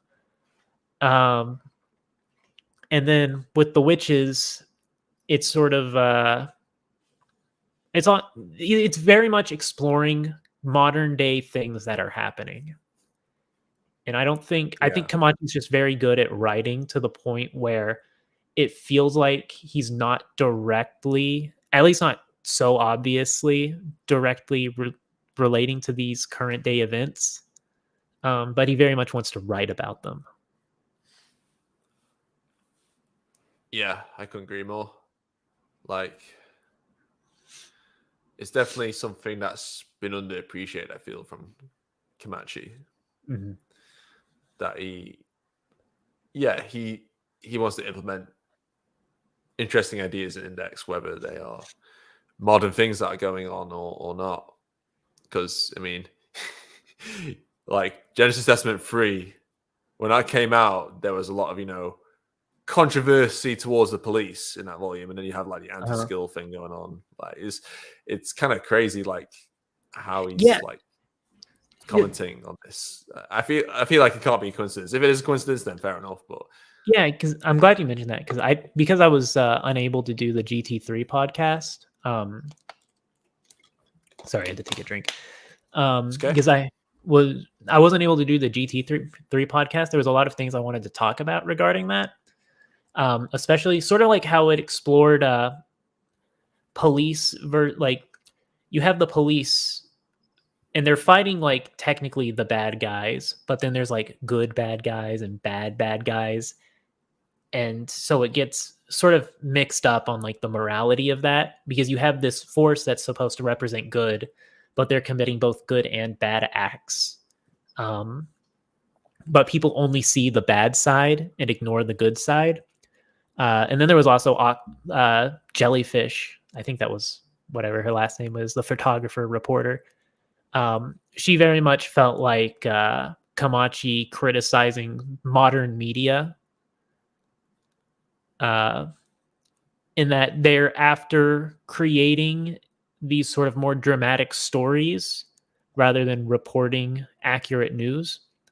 And I think a lot of GT since 3 onward has been very much Kamachi giving a modern narrative through his stories. yeah, but Kamachi's clearly washed, apparently. Yeah, he doesn't know how to write anything. Yeah. Anyway, you want to talk about chapter 4? Yeah, let's do that. Okay, yeah. I mean, the elephant in the room is that I didn't really talk about the subplot in this chapter, so we can talk about that first, I guess. So, yeah, we do, well, earlier we do find out, Toma has demon blood. He's got Bologna's blood inside him. So, will we get a Toma Tokyo Ghoul spin-off? Succubus or Incubus Toma?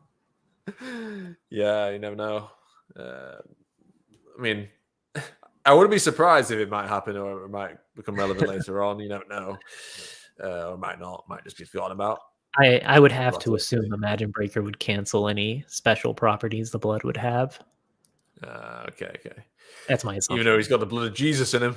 Yeah. From Alistair. But sure. But yeah, so good old Mary appears. You know, she's been hiding for most of the volume because I was a bit confused by this. So like the Transcendence are meant to rival the entire magic side, but apparently it's just like their niche, like unique ability that does that rather than natural combat strength, or at least from what I gather. Yeah. It's very mysterious what her abilities properly are. She's an alchemist, is all we really know, and we've seen what alchemy is capable of in Index. Yeah, that's fair. I mean, yeah, because I just expected, oh, okay, so she should be pretty strong. I mean, she takes out like this random, what's it called, black market doctor, whatever, but Uh, she doesn't like fully knock him out because she yeah. like beats his ass, but he's still somewhat conscious and then starts fighting again. But yeah, Yeah, I imagine she's probably gonna have some maybe stronger version of Eris Magna or whatever. Magna? oh, you think Yeah. so? Well, I mean, she was able to just do these things on command without really doing much. Um, it had a very similar vibe to that, but with how Mm. she's supposedly like so powerful or like described to be so powerful, it feels like if we're introducing a new alchemist and she's part of this major faction and built up to be this powerful, it would be a waste for her not to sort of be a continuation of that idea of this all-powerful godlike power.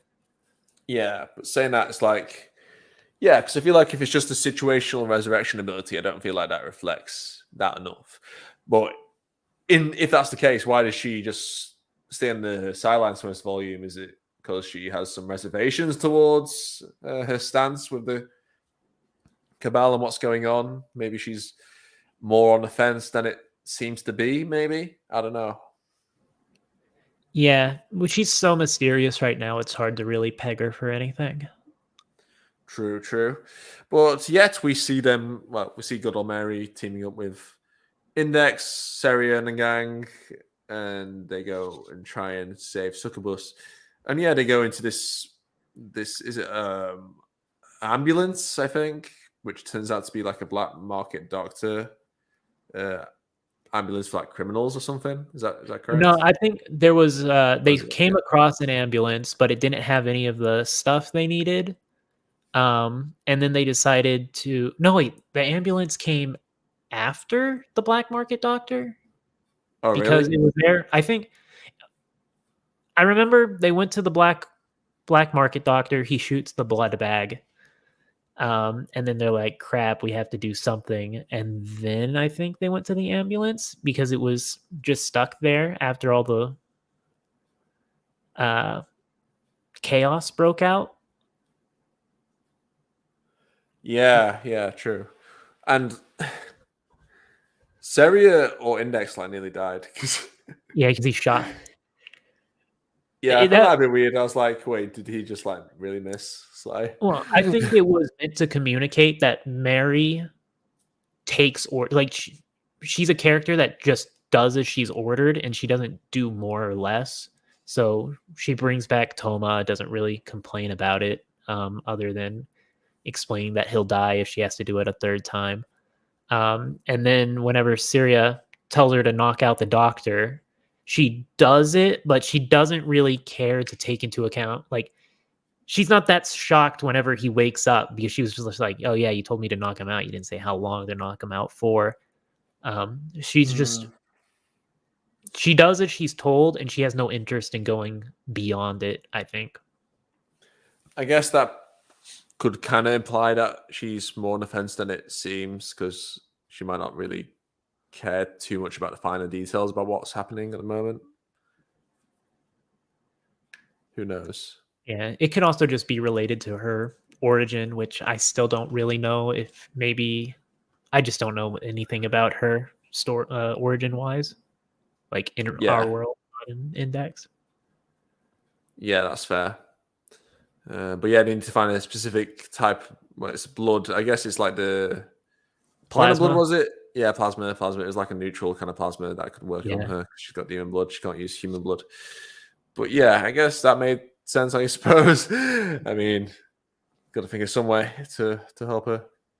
Yeah. But yeah, we find Toma fighting Aradia. So what do you think of this fight? Because I really liked it. Because Yeah. So I I feel had like reservations about go it on. at first. I was talking to you about it before while we were waiting for the chapter to update because we're sort of theory crafting how Toma would beat her. And like I mentioned earlier, I thought he would use or I thought they would win somehow by taking advantage of triple reload and either making her do a bunch of bad acts on accident to weaken her or to create the idea that killing Toma is an ultimate bad thing and she just straight up can't do it because it would be too great of a burden on her. But in the end, Toma just punched her unconscious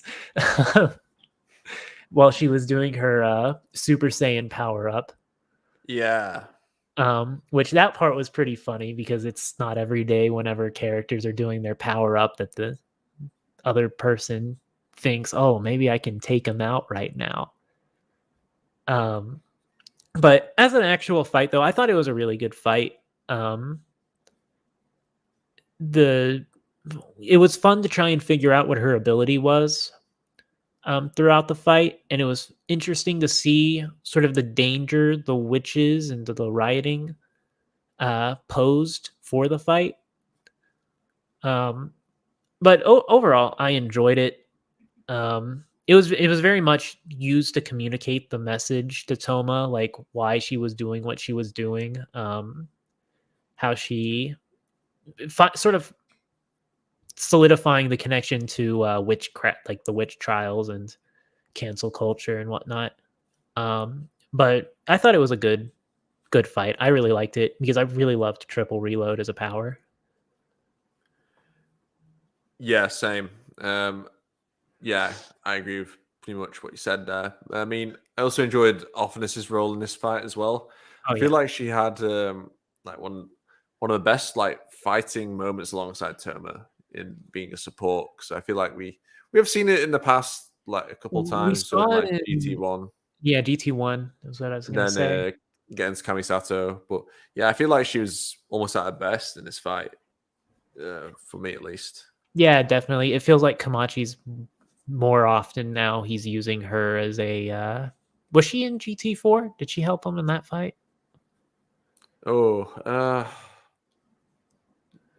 mean, she was there, wasn't she? But I don't remember her being as Yeah. helpful as she was in this fight. Yeah. Well, whatever the case, I feel like Kamachi's using her more to supplement Index. She's like a more convenient Index since she's pocket sized. In somewhat, which is like, I really like how she's being used in that regard because it doesn't meet. We don't have to get a bunch of exposition to foreshadow stuff anymore like we had to with Index. It's just we can get it on the fly, like this information about that character on the fly, or on how to fight, uh, which is more convenient and makes the story sort of paced better. It does, though, sort of lessen like Index's usefulness, which I guess that's something you can debate on whether or not you think Index is useless or not these days. Yeah, I've Um, seen those debates, but but yeah, that's another topic entirely to go into how Komachi likes to have characters on the spotlight, what yeah, at what time and what characters to put away. 'Cause I will defend Komachi for his way of writing characters in this manner. Like yeah, he it's gives the just sort of character a chance to shine like at least one arc, so that's enough. yeah, it's just sort of it's a problem that you'll find with just about any sprawling story with so many characters. You'll I don't get think to it's a problem necessarily. I feel like it's just different. Well, I think it's just innate to the kind of stories like Kamachi writes because it's similar to like One Piece. You'll have all these characters introduced that are never really talked about again. because they were supplemental to whatever arc was going on. Yeah. But yeah, I do wish Kamachi would make an effort to make more use out of these characters. I'm not like, I think people maybe complain a bit too much about how useless Index is. But it would be nice to see her take a more proactive role in some of these things. Yeah. I do agree. Yeah, Index will have a chance to shine, like she always does. Like she had a chance to shine in the New Testament as well. Like some people have a gripe with that. Oh, she's only relevant at the end of every light level series. Is like, bro, who cares? Like it's fine. Like, okay, the series is called a certain magical index, but Index is the one who gets this story started with Thomas dive into the world of magic. So that's enough for me. Like, come on. Yeah, it was only called a certain magical index more for marketing reasons than it was by Kamachi's choice. Because I don't think Kamachi was even the one that come up with that title. Because the original name of the series was going to be Last Memory or something. Last Memories, yeah. Well, yeah, I feel like people need to cut Index some slack. Yeah. But anyway, the thing I want to talk about, which is relevant to what happens in the afterwards. So sorry for blending in these two sections together. With like the transcendence and okay. Yeah, they're rolling the timeline. It's like, oh my god, right? Okay, so do you want I've seen people talk about Alistair first? I mean, the Alistair stuff is relevant to the epilogue, so we kind of lump that together, I suppose. If you want to. I just wasn't sure if you wanted to do it before we get into the afterwards, since that's less involved in the story. I mean, yeah, but I mean the specific part of the afterword where he talks about like the transcendence being around when Ophinus was there. Yeah. But yeah, we can just lump the Alistair stuff into one section with the epilogue stuff since it follows on pretty cleanly from it. But yeah, I mean, so we find out like the transcendents were around when Ophinus was, and they like people have misinterpreted this a lot. Like, so basically, they could have like beaten Ophinus, I guess, but they wouldn't have been able to like restore like recreate the world. Yeah, but people were like, wait, I think they were still alive in the Alpha world or something. It's like, well, no, they weren't. It's like, how did you interpret that? Or like, yes, I think I can. Here's the. Okay. The direct quote from the translation is, "This one revealed that the transcendents of the Bridge Builders Cabal are all magicians strong enough to rival the entire magic side, and their goal is to make the world a better place. But if you compare them to the magic gods who are satisfied creating an ideal world on their own, you can see how they have basically min-maxed their diffusion and destruction skills. The irritating thing for them is that they can destroy everything with ease, but they can't remake it all afterwards. They're so reluctant to play their one and only card that they were even caught in Othinus's destruction of the world and killed, because if the Transcendents had killed Othinus in the dark space, they couldn't have remade the world like she did. With that in mind, you can see why they're so terrified of Alice, whose innocence makes her impossible to predict. She has the destruction button right in front of her after all." So that's what Kamachi says. Yeah, and the key word in that is the word if. Like, because people interpreted this as, oh, the Transcendents were aware of Ophinus. Why didn't they stop it? And it's like, bro, he says if they if like they were like there. So he's literally talking about a hypothetical situation. Like, that doesn't mean like they were necessarily aware of Ophinus. And it's kind of strange because they all said like, oh, why didn't the Transcendents like interfere with World War III? It's like, what? Like, What the fuck are they going to do with World War Three? Like, why the fuck would they care? Okay, the world's going to an end, but it's dumb. And the reason why I'm talking about this in the chapter 4 section is because Aradia seems to not know anything about Magic Breaker. Like, she's surprised by it. Like, she gets fucking like her feet shadow magic bullshit is cancelled out when she's trying to levitate like a witch. Like, she has no idea about Magic Breaker, so it seems. Like, she doesn't know what it does. Like, she's not like Fiamma or Anna who know what it's all about. Like, she doesn't seem to know about it. Because if she did, like she'd be able to, you know, counter it way better than she did in this fight. And if she and if she was aware of like World War III and the Office art, then she would know all about Magic Breaker, because, you know, Magic Breaker was pretty much the crux of all that. Like, so that's why I'm saying, like, surely they didn't know what was going on, because otherwise they would know all about Toma, like, and the Magic Breaker.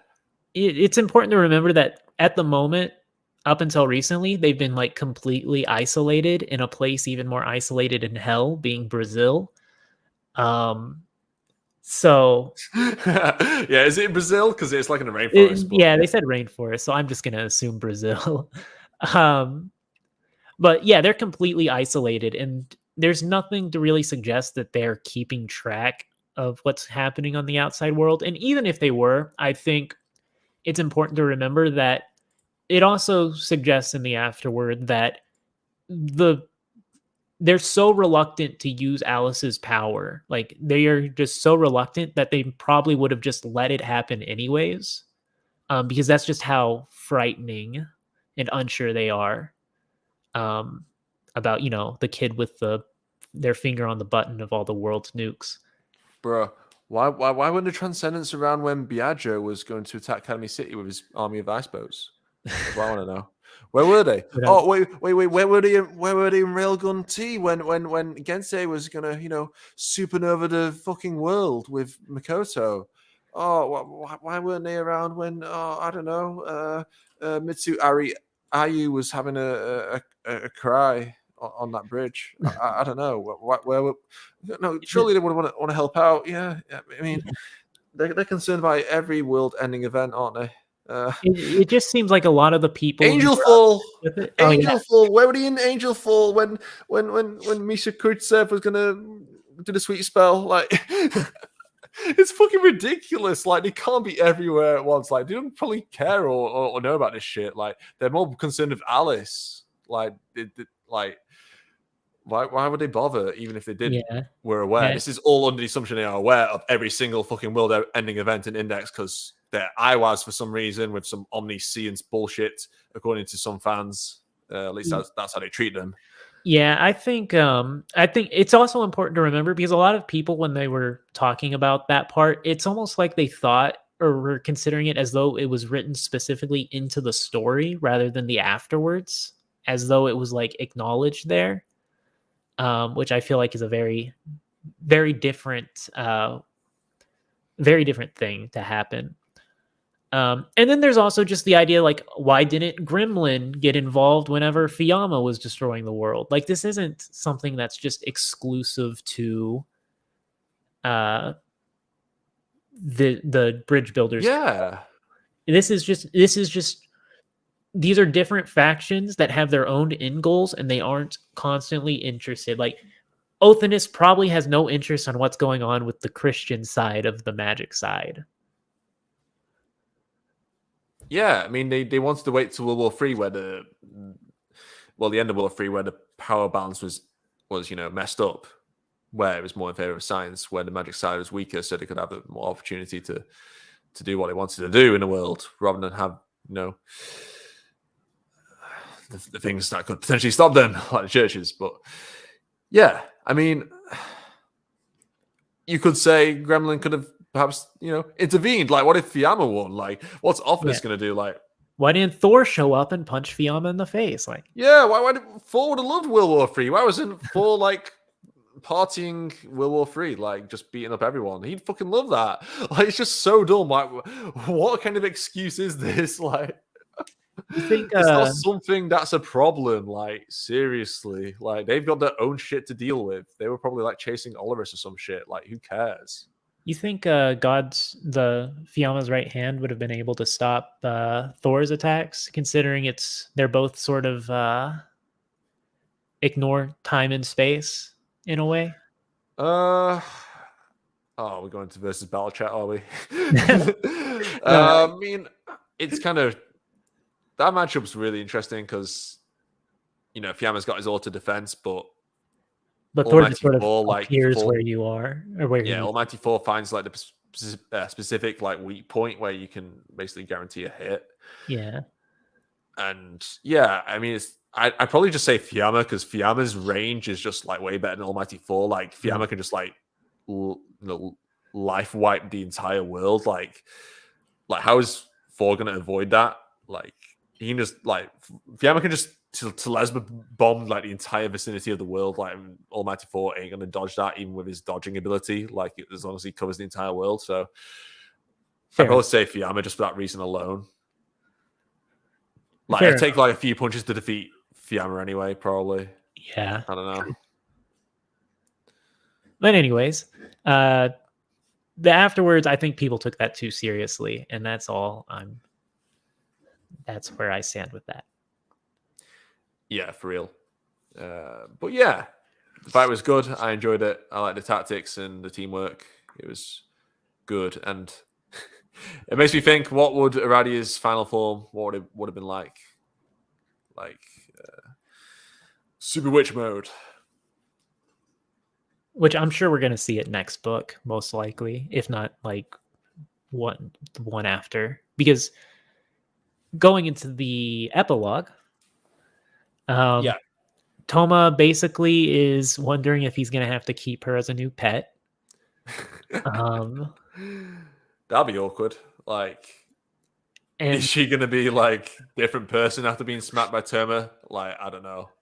Yeah. So one of the common complaints I saw with people was nothing really happened with the character development, I guess, of like Aradia and whatnot. Which I personally feel like this is more setting up for a two-parter, because right now, like if you've ever followed the hero's journey includes at the bottom is the abyss, the part where a character is at their lowest before they go through a big character evolution and sort of change into their like heroic self. And that's sort of where I feel like, not that she's like on the hero's journey, but on a very similar path of it, where she's just had her worldviews defeated. And she's at her lowest point. And it feels like the next book, I feel like she'll have to be joining Toma as sort of the good guy, or on his side at least, for some other threat. But we see Anna Springle is apparently about to just kill her because she wants to mess with Toma or something. No, I think it's because Aradia knows like the Cabal's secrets, which apparently the other members don't know, from what I assume, otherwise she'd probably go after Succubus and good old Mary as well. So there's something that Aradia does know that's pretty important. So that's why I think Anna wants to take her out before she can tell Toma potentially.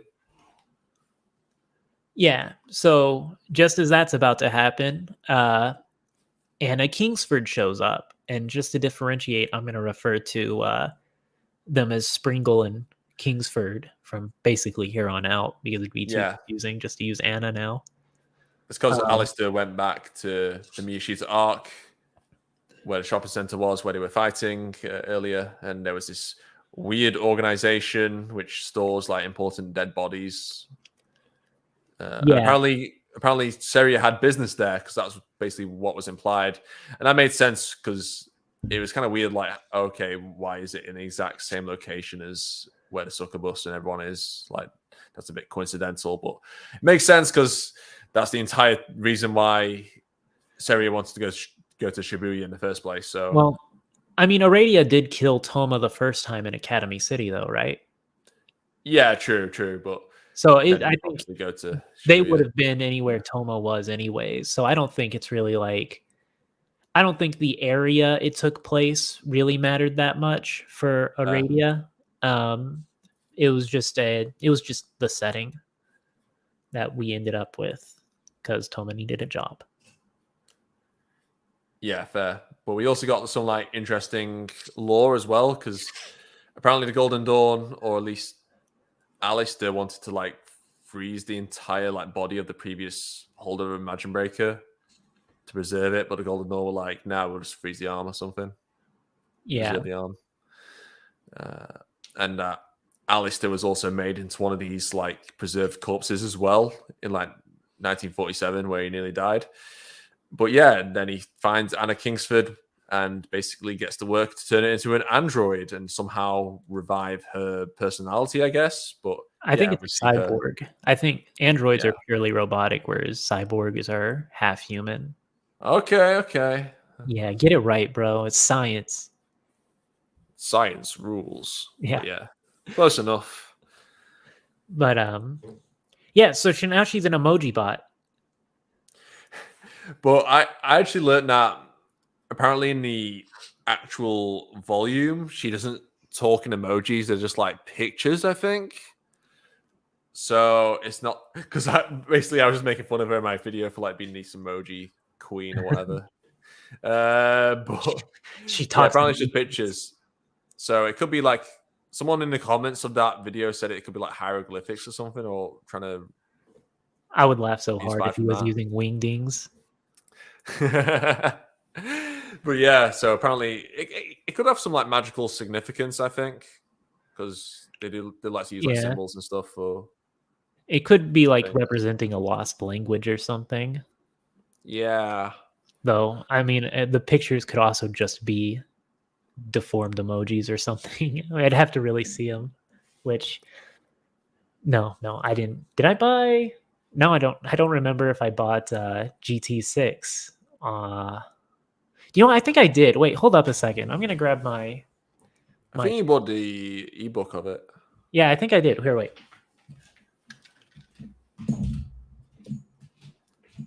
We will wait until Malcolm returns. Well, damn, it's nearly 2.5 hours already. All right. Hello. What did I buy it on? It was on. Was it Bookwalker? Bookwalker, yeah. Bookwalker. We're gonna do some live research.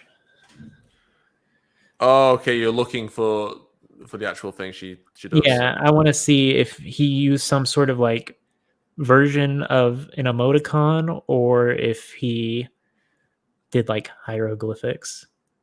Yeah, fair. But yeah, I mean, what did you think about this scene? Because it's kind of controversial. Because Anna Sprengel, I should specify, got her ass beat. I was fine with it, honestly. So a lot of people were upset. I did see a lot of that because they were like, oh, the big bad villain got defeated so easily. It's such a cop out. Oh, what a waste. But like, this isn't the first time this kind of like thing happened. Like, people are like, oh, she came out of nowhere. It was forced. But where I disagree is that this isn't like the first time we've seen this kind of thing. It wasn't like somebody showing up and defeating like the big bad villain, but in NT4 Baggage City, at the end of that book, you had Othinus pop up basically out of nowhere at the end, just rip off Toma's right arm, have the invisible thing pop out, and then she just bodies the invisible thing. And leaves shortly after that. Some other things happen, but it's Yeah. sort of she pops out of nowhere. There's no explanation. She's just like, it's very similar to the complaints people have on this one, but I don't think they would ever make that complaint unless they or I don't think they ever would have made that complaint had it been in T4 that just released. Which I think it's where I come in, like from a very different perspective as most Index fans. I ran a poll on my Twitter regarding what people thought was better, the first 6 volumes of NT versus the first 6 volumes of GT. And I expected GT to win, or NT to win, and it did. Though GT actually had a stronger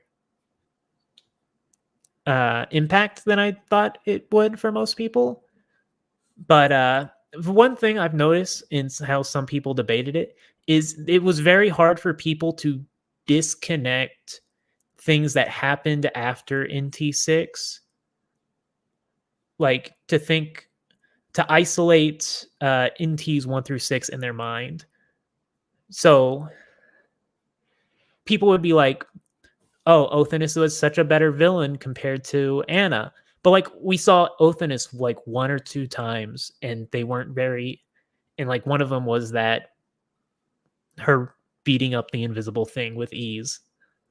And like that's really all we had for her characterization, which is even less than what we have for Anna. And even less than what we have for Springle, but similar to what we have for Kingsford.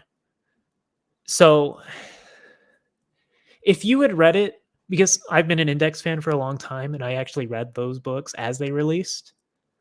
The complaints that people have now that they don't seem to hold for NT are things that existed whenever NT happened. But the difference is you had all the information for all the future plot points at that point, and you could quickly read through all the books. You didn't have to wait for anything. So you aren't just looking at this mysterious Othinus who we know nothing about, who shows up and bodies everyone.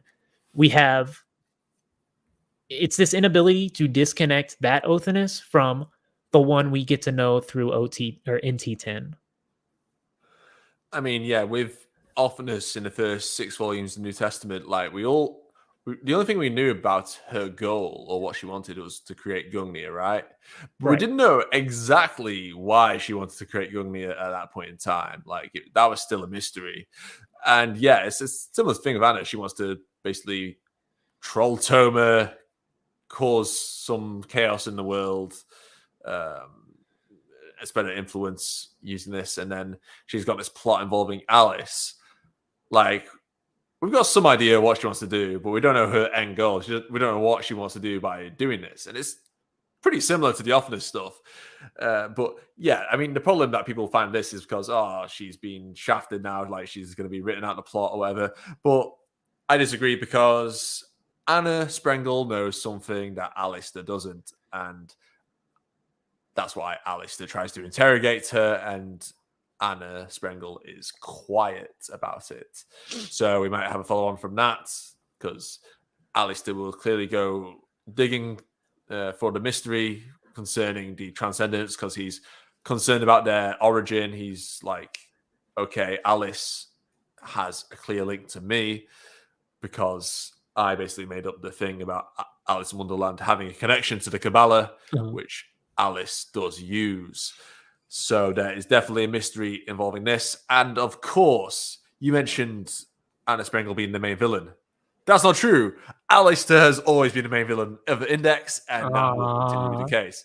And what did I tell you? The people who told me, Aeon, you're wrong. Alistair is a good guy now. Back when, Alistair turned into a lolly briefly during the, Kronzon arc. I had people on Amino telling me that. And fuck you, I was right. Fuck you, I was right. Just put the Razor Fist meme in there. It's because it seems, Alistair will be, he's got a complicated relationship with Toma, of course, because, he spent all that time with Toma. And Toma, pretty much convinced him not to sacrifice Lilith, and he did save Toma's life. So they've got a unique bond, but they're clearly not good friends. They're not too close to each other in terms of that. I also think it's important to remember. I really don't think like this is the end of Springle. Like a lot of people are acting like, oh, yep, she was beat. That's it. There's no way, like, we still haven't gotten any follow through of what her real plan was.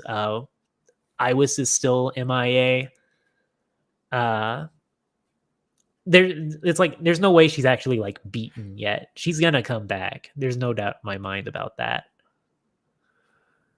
I mean, yeah, I still think she'd be relevant to the plot. I don't know what capacity, but yeah, I'm not too disappointed by it. Like, I've always cared way more about Alistair than Anna. I feel like Komachi will have a purpose for Anna Sprengel. Like, I have no doubt in my mind about that.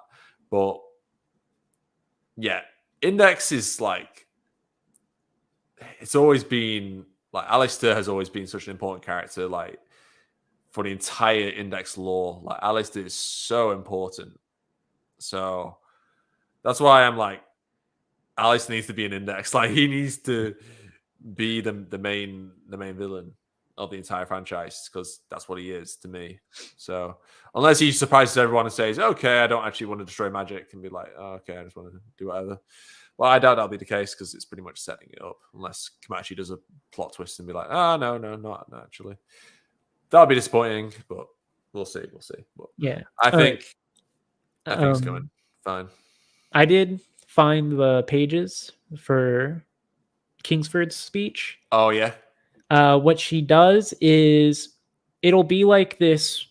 She'll use some like, they're not hieroglyphics or anything. It'll be like square with a dash through it, or like a multiplicative X, or like a swirl or whatever. That's basically every time she talks, or she'll have like the censor O's. And then there's like a translation by it, but it's always like the same thing. I can't remember what that hiragana means. Right. Something. But it's not. I can sort of see why they chose to use emojis with it. It's nothing like insane. It's just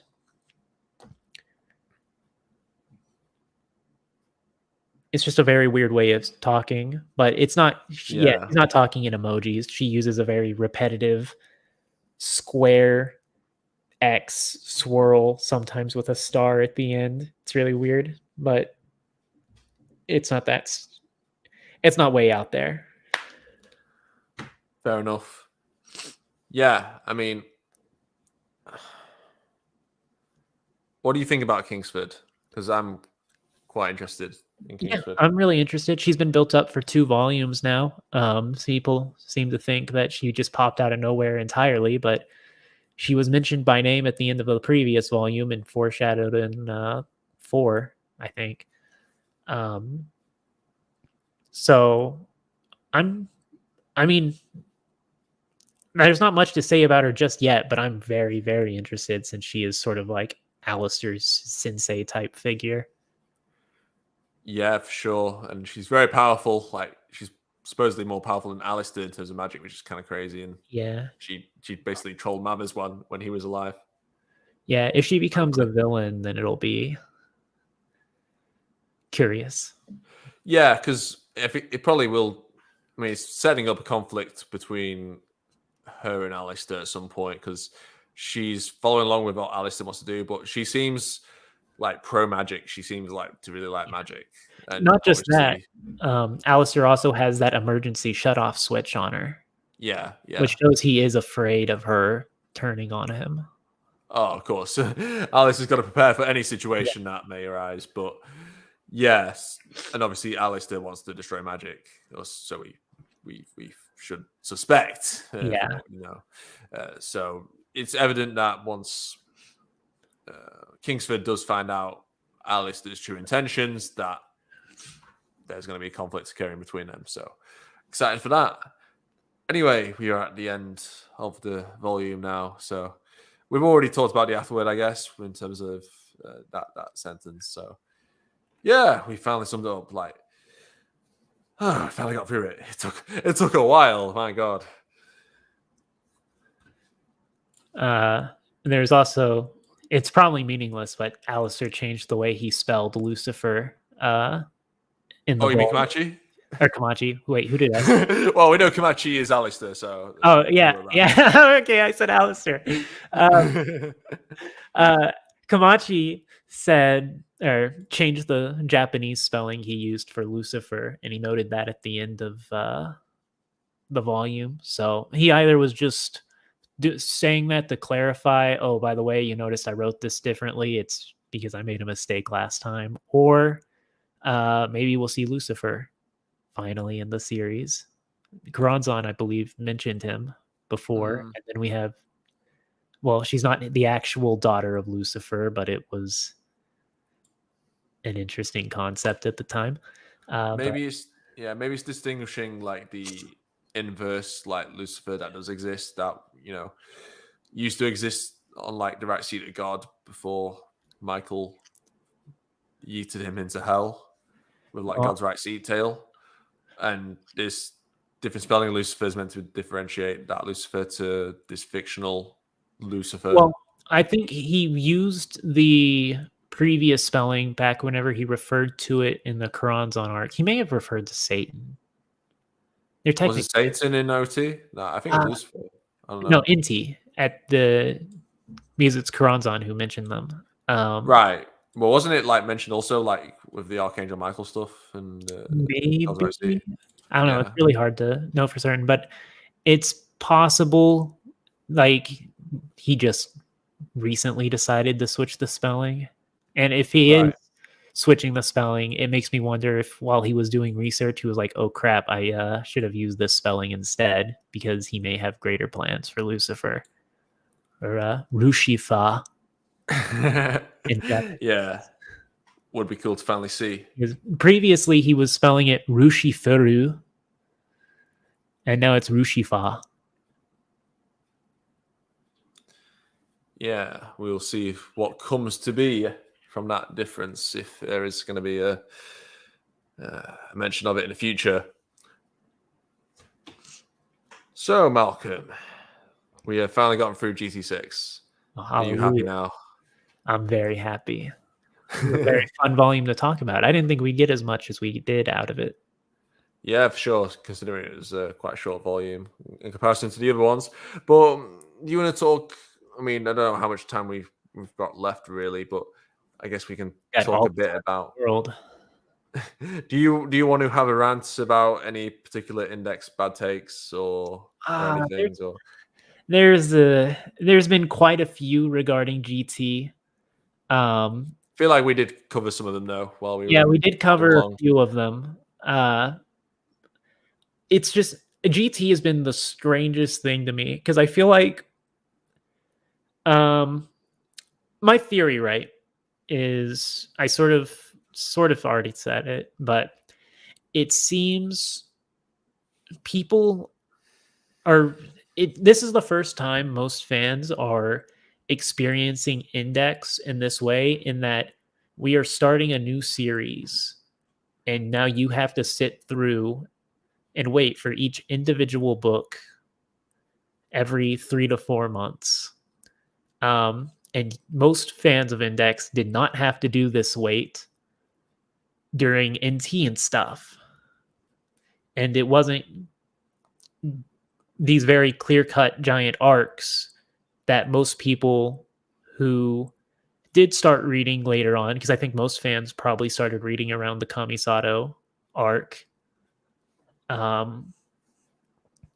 So I think a lot of the reasons people have like a negative perception of GT is because I don't think a lot of people realize just how similar it is, which I actually think it's stronger than early NT. Because early NT, like you mentioned this before on Twitter too, the people who are upset with GT after GT4, can you imagine how it would have been if they read NT2 and then went to NT3, which was very divisive? Yeah. and how they would be like, "Oh, this is Index is a bad series now. It's never been good." Like this is how Index works though. It's you have these building arcs, these things that are very episodic at the beginning, and you're Yeah. sort of building smaller bits of information to build into this giant climax arc.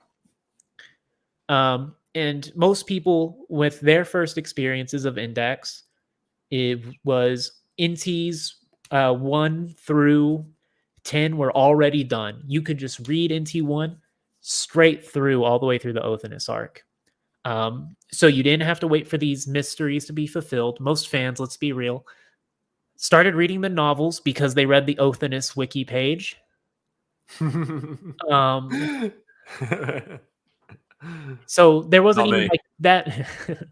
There weren't even that many surprises for them because you already spoiled all of it, and the only reason you read through it was because you wanted to see the Othinus stuff.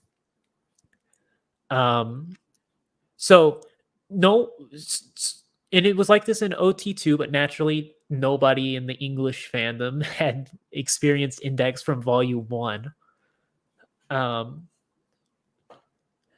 But I don't think people realize that the way it is as Kamachi like finishes these giant arcs, it fills in all of these mysteries that we already had, that he had built up, and that people seem to think he just forgot about or was ignoring, or it was just bad writing. Yeah. And once you fill all those in, all of a sudden it's like it's the greatest, one of the best stories you've ever read, right? And suddenly there's no flaws with the earlier books. Like I've seen people will defend Inti 2, which that's fine, you can, but if you're complaining about GT, but then you really liked or you thought Inti 2 was more acceptable, then I don't really know what to tell you. But it's I think this is just it's a new experience for most fans because you're starting fresh. And you're also experiencing Kamachi is once again, because he did it at Inti as well. Um, he has to reestablish things for new readers because new people have to be able to jump on from volume 1 without having to read, 50 other books. So I think people don't realize how their experiences and perceptions of Index are different because they had full access to all the information right off the bat, and they didn't have to wait for each new volume. For real. Um, But yeah, but go still, ahead. do you think after like when you start OT and you've got like literally 11 or 12 volumes of build up, okay, there's build up volumes that are standalone and they're good. So it's kind of different because they can be standalone stories in a way on their own. But when it comes to like New Testament, early New Testament that is, or early GT, these volumes are a continuous story at the end of the day. Yeah. I think also it's just a lot of fans. I hate to say it, but there's always hints of it, and I made a meme of it the other day. But I think a lot of people, like, even though they've been part of the fandom for a long time and they've been readers and they've said they've been readers of the book, I think most people who say they read the book haven't actually read the books. And Yeah, it may sound like elitist or something, which I can't do anything about that if that's how people think it sounds. But a lot of times when you see people talk about it, the way they talk about the series feels very much like they read the wiki. There's certain aspects they seem to either misunderstand, or maybe they got it through that maybe they just read like the Toma parts or certain character parts and then like ignored the rest of the books. But I think a lot of people are actually reading Index for the first time. Having they've been Index light novel fans for years, but they're actually reading the books for the first time now because they were able to start at volume 1. It's I think it's a very, maybe it's a problem exclusive to the Index fandom. At least I know like every fandom has its issues with people who only read the wikis and Yeah. don't read the books, play the games, whatever it may be. Because I think that's something that's just, it's become very common now, and it's unfortunate. And I guess there's people who will defend it as like gatekeeping and whatnot, but there's this really weird thing about, can you be a fan of something if you've never made an effort to truly experience it yourself? Yeah, I'll ask you one from that, to be fair. I mean, disclaimer, we do like Index fans. We love Index fans, or at least I do. But it's just a minority of people who just... Not all Index fans. # not all Index fans. But I do feel like there's a good portion where they get most of their knowledge from fan fictions, the wiki, verse battle forums.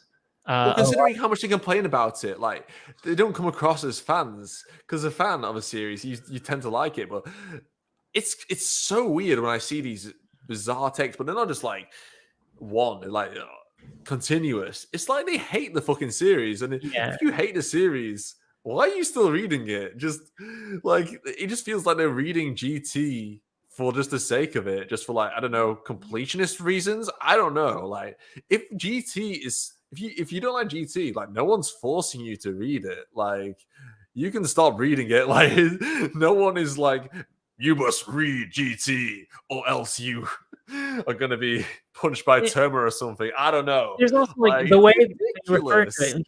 Mid has become the popular word now.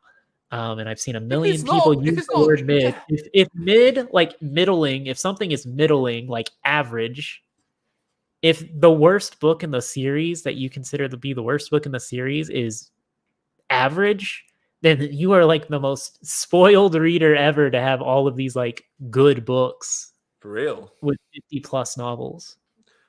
Well, some people complain, say that Index isn't the most consistent series, and Index isn't the most consistent series in terms of quality, simply because it has like really high highs, but it does have some lows. No one's hiding that.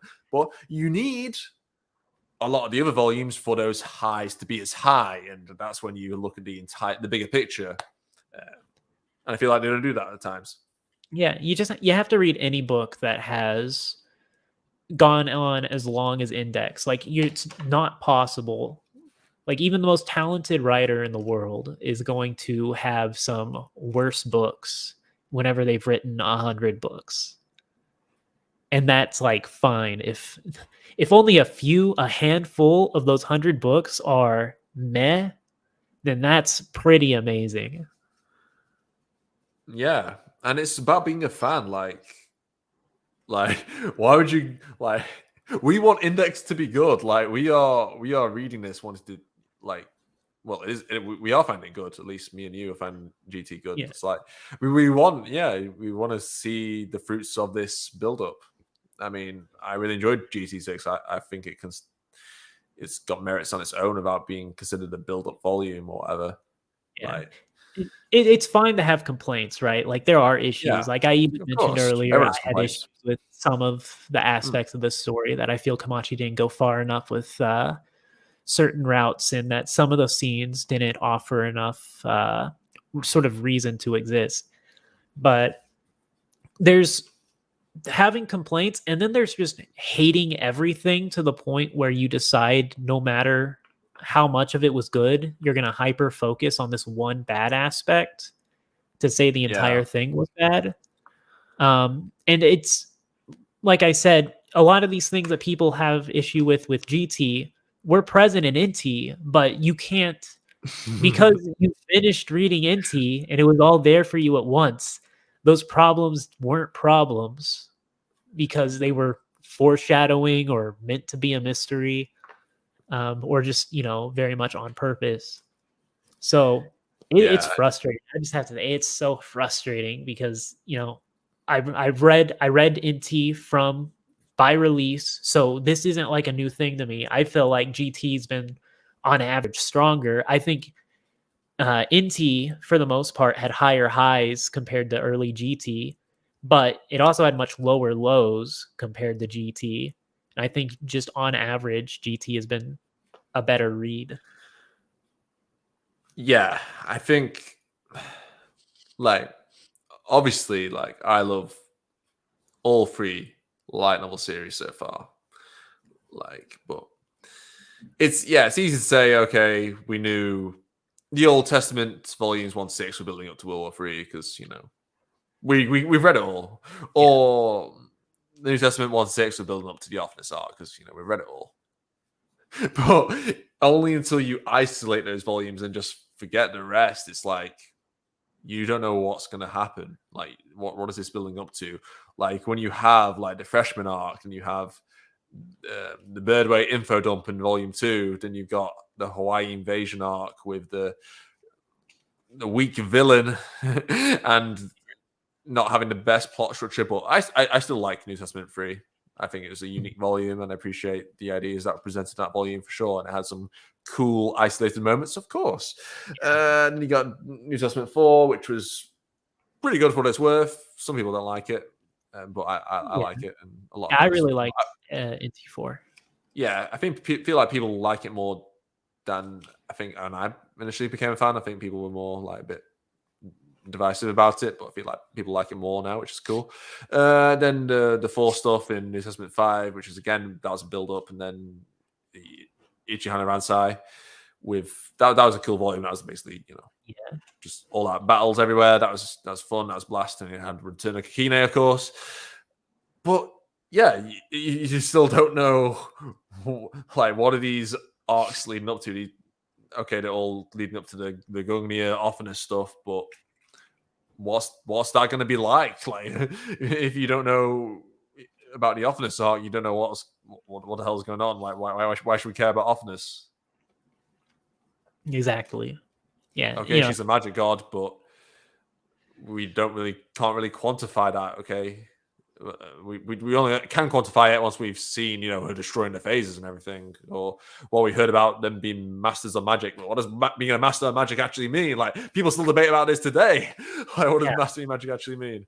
But yeah, yeah. you get a gist. It's just it's frustrating, just because it's like watching history repeat itself for me. But this time, whenever it's repeating itself, people are really angry about it, and it's confusing. Like that people can't sort of I won't say can't, but that a chunk of people sort of decided that they're going to hate it because it didn't 100% go their way, and now they have to hate every volume Yeah, because it's a slow burning series. Like, that's just sort of how it's going to be. That's how it's always been, but the difference is now you have to actually wait for the slow burn rather than speed through it. yeah, true. I think we'll end the stream soon. So if you have any questions, feel free to send them in. We probably won't be able to answer them all, depending on how many there are. So super chats are always welcome. If you want to support the stream, that'd be really amazing. And thank you for all your support that you've done so far. But yeah, I mean, I do like the first 6 volumes of GT. Like, it had some like cool moments. I think GT1 is a bit of a contentious one. I mean, it's like it's just like a stereotypical next volume. There's not too much about it, but I do like how it sets up GT2 in the grand scheme of things, and it does present some interesting themes going on with the magic becoming more prevalent in Academy City. But my Dono is not the best character, of course. But then you got like the Saint Germain and the Ihon Etsu stuff in GT2, which is really strong. That is strong. I mean, like, those were definitely like really highlight moments in the entire series for me. Like seeing Toma and Saint Germain, that was fucking cool. That was so cool. Still one of my favorite like Toma forms. Like it just looked so sick. Like I could go on it for days, but there's some other aspects about the volumes that I didn't like, but it's whatever. But then, wait, it's still really good volume. And then GT3, we've already talked somewhat about that. Really strong early volume. Of course, GT4 was it was okay, but I still like some of the ideas. And Roberto is a god. Like, how do you not like Roberto? Even in the moment when the shotguns was a bit dumb, like yeah, that part I was just like cringing the whole time. Like, come on, Kamachi. That was a bit too over the top, even for an American president. But yeah. I mean, on the bright side, Roberto is like the most contradictory like U.S. president. It's like, oh, he's an illegal immigrant who was able to get elected president somehow. He was so popular they changed the laws to allow him to run for president. But he like loves cheeseburgers and guns and everything, and it's like he's like this ultimate fusion of the political parties. Yeah, for sure. I feel like he would get instantly elected if he was a real person. But so, any questions from anybody? Last chance to really throw them out. I feel like someone asked one earlier, but I think it was like from Ryan Rodriguez, like who would you date in the series or something? I can't find the comment now. I'm like trying to scroll it. I always remember seeing it. There's imagine if Kamijo was the final villain of the series. Y'all think he would be the best villain, especially with all he's gone through and one event that forever breaks his mindset? So I guess, do you think Kamijo would make a good villain if he sort of went the way of Izzard? I mean, we had you did your what if video on it. Kind of, yeah. I mean, we had KNT as the final villain of New Testament. Yeah. But I guess, like, do you mean like Toma or KNT? Yeah, I guess he means Toma, doesn't he? OG Toma. It'd be interesting. I mean, I don't see it going that route because I feel like that's Katie's role. He sort of did that. KT's role, sorry. That was sort of the plot of NT10. Yeah. Especially with like the line about with Olorus about if Offness dies, you're going to turn into a monster or something. But yeah, I mean, it's possible. I don't know if he'll be the final villain, but I don't see Toma go evil for an arc. I don't know. Yeah. I don't think he'd make a great villain because ultimately he's not that powerful enough to really be like this threat to the world. Because it's just gun and he's dead. Or beat him up physically and he's dead. So I think it'd be an interesting character study. I don't think he'd be a great villain. Yeah, that makes sense, I guess. I think we've got another question, but I'm still trying to find that old one, but I cannot find it. I'm sorry. Threads that started. Oh, here we are. Oh, yeah, here it is. So do you want to get cancelled, Mal? I thought we did this on the Great Valentine's Day stream, but did we? Oh, I forgot about that for a good reason. By the way, the Valentine's episode does not exist. Don't watch it. It's not canon in the Toaru podcast lore. Which girl in the entire series would you date? Itsuwa. Oh, is she of age though, Mal? You get cancelled. I don't think it's revealed. Is it not revealed? 16-year-old is of age for marriage in Japan, so it's legal. It's okay. You can date Offness, who is a infinite age. Yeah. Or Nyang, who's also infinite age. But no, Itsuwa, because she's like strong and stuff, but she has very good housewife energy and very like just domestic, nice wife. She just has good wife energy. Like Misaka doesn't have good wife energy. She has like the dude you watch sports with energy. And then Shokuho, I mean, she's like my favorite character, like favorite female Careful, character, Mal. but I feel like as a relationship, she is written very much to be dedicated specifically to Toma in such a way that anyone else who tried to be in a relationship with her, it would not be a good relationship. It would not have a good foundation. Fair. But yeah, Itsuwa, because housewife and pretty. Hey. As for me, it just has to be, there's only one girl who's captured my heart, and that's Biagio. Oh, you're not gonna date Alistair? He's a girl now, so you can do that. I don't You know. don't even have He'd you don't even probably choose lowly do one. some shady shit to me at night, and him being a Oh, I mean, 100-year-old man well, is kind of creepy. pretty accurate to Oh yeah, pretty correct. accurate to the real world person. one. Yeah, for sure.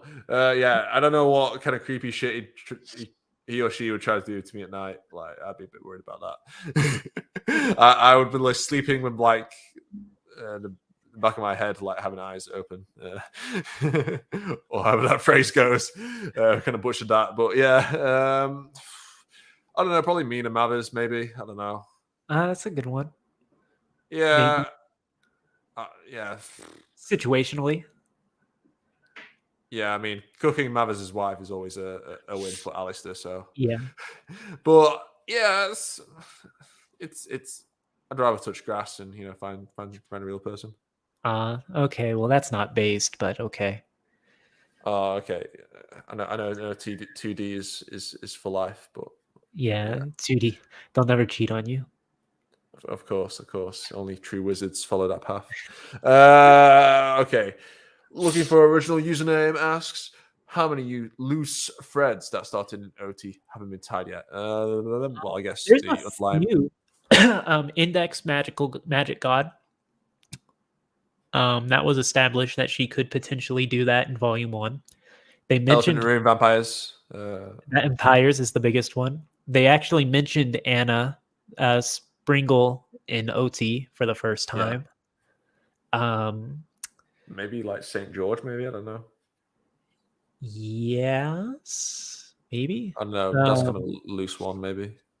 Well, he did say loose threads. That is a very loose thread. If we do go to more about saints and stuff in the future. There's definitely a good few. Yeah, the dragons are still a loose edge, or the invisible thing in general. Yeah.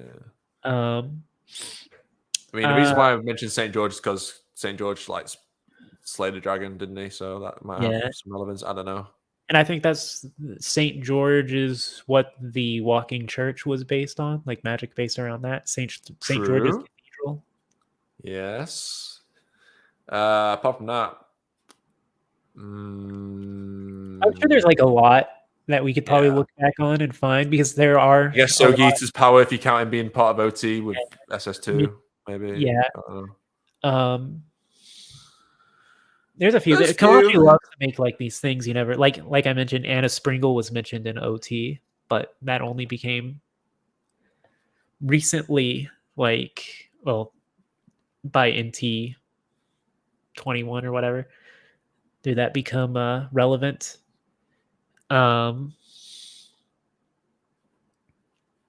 And then, yeah, I feel like there's a lot, and we just won't even realize some of them are loose threads until Kamachi incorporates them into the story.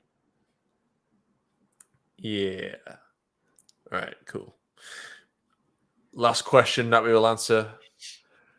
J-Star Kamijo asks, who do you think has the highest risk of dying at the end of the series, but this time permanently? Well, I think that... Well, Motoharu, he dyed his hair, right? So surely Motoharu. Yeah, true. No, okay. We'll answer seriously. I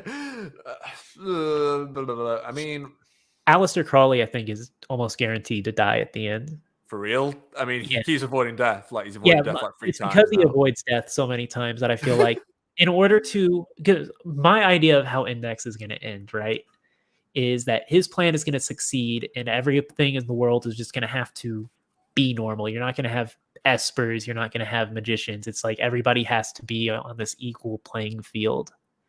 But it'll come at like the cost of his life or something. Because at that point, no one can be revived. Yeah. I always thought there's a possibility Toma could actually die at the very end too. He seems like the kind of character who could sacrifice his life for everybody at the end. Like he supposedly did at OT22. Yeah. Anyone else? That's it. I mean, I'll answer the question as well. Yeah. I don't know, because I know what Komachi's like, but I mean, Shoko had a death flag in terms of what Komachi said in the epilogue about her. She said that. How many times did I nearly let Shoko die? I don't know if he was trolling or not. Maybe he was, but I mean, if Shoko does die, I'm sure there's going to be a lot of people who are happy. I mean, if she does die and it's written well, I'll be like, cool, why not? But I will be sad if she dies, but like at the same time, I'll respect it because such a Shoko stan. Yeah, filthy. You have no life. You should touch grass. I do like. She's like my favorite like female character is her, just in terms of. I mean, like, yeah, same. But I'm different. I'd be like, as long as it's written well, like I could. But Alistair Crowley would be like, favorite. yeah, whatever, it's cool. But like, I don't know. I'd like the idea of like Accelerator sacrificing himself in the end. Just I feel like that'd be like a cool send after his character. Yeah, but, like, I know like it'd be. I could see also it. Good to have him alive. I don't know. Yeah, I could see it in his mind being the only way to truly redeem himself, because he was even disappointed that the clones' lives only added up to like a few thousand years or whatever in prison, and he's like, oh, well, their lives were only worth like a few years. Yeah, for sure. But I don't know if Komachi will go that route. Probably not. No idea. If he does, then bloody hell, that would be a massive shock to everyone, wouldn't it? I mean, it could make sense. Like, it would be such a big shock, considering, like, because everybody has the idea, oh, Komachi would never kill a character. And then it's like, oh, what if he just goes on this full Red Wedding killing spree at the final Bro, could you imagine? Jeez, that'd be a shock. Makoto will probably die. I think that's guaranteed. Oh, no, don't say that. But yeah, I can't think of any other characters unless you want to just count Alistair as like 4 characters. Oh, in that case, Alistair's already died a billion times if you count all the hazards. Yeah. Or maybe Komachi will pull in Evangelion, everyone just turns into goo or something. Oh, yeah. Just do some epic song. With a bunch of like crosses everywhere and be epic. Yeah. Indeed. Anyway, I guess we'll call it the end.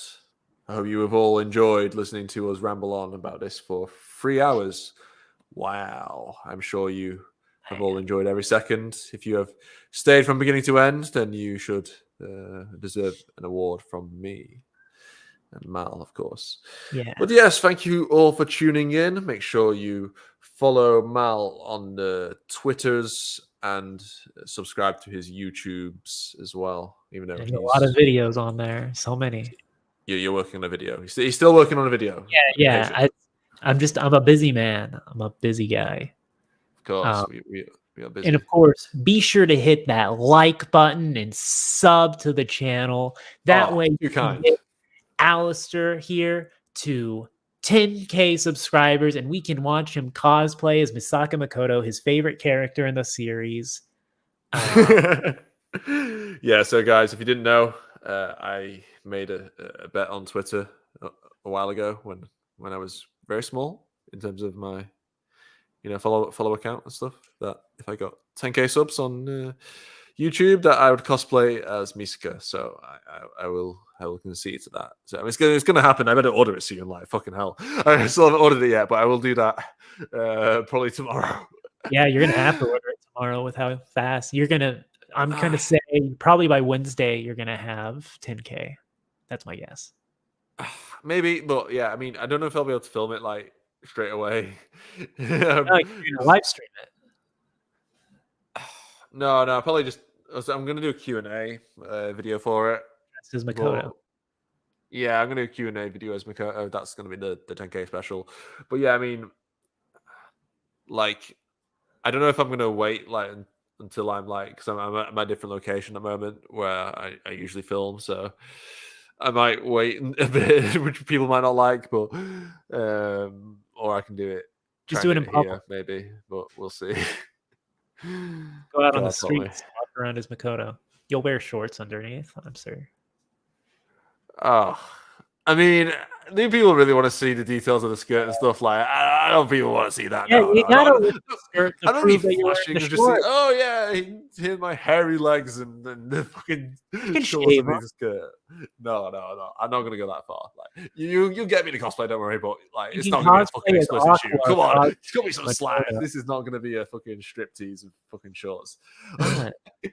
Cosplay as Aqua, cosplaying as Makoto. God.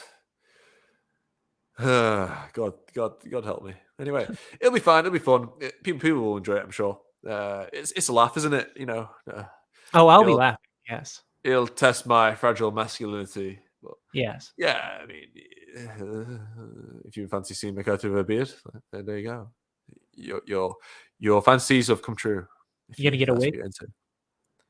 Yeah, I'll get a wig. I mean, I've That's got brown hair, but I've not got a particular shade. I mean, and her hair's pretty long, which I don't really have it at the back like she does. But yeah, I'll try get a wig in as well, and talk about that uniform. Call it a Hey. day, and then after I use that, I'm gonna just throw it in the bin.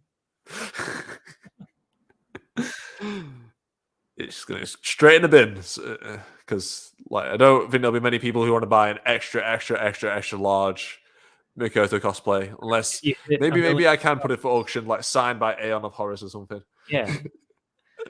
Aeon's a bit of Aeon merchandise for you if you all want it. No, I'll probably just throw it in the bin. Like, fuck it. But yeah.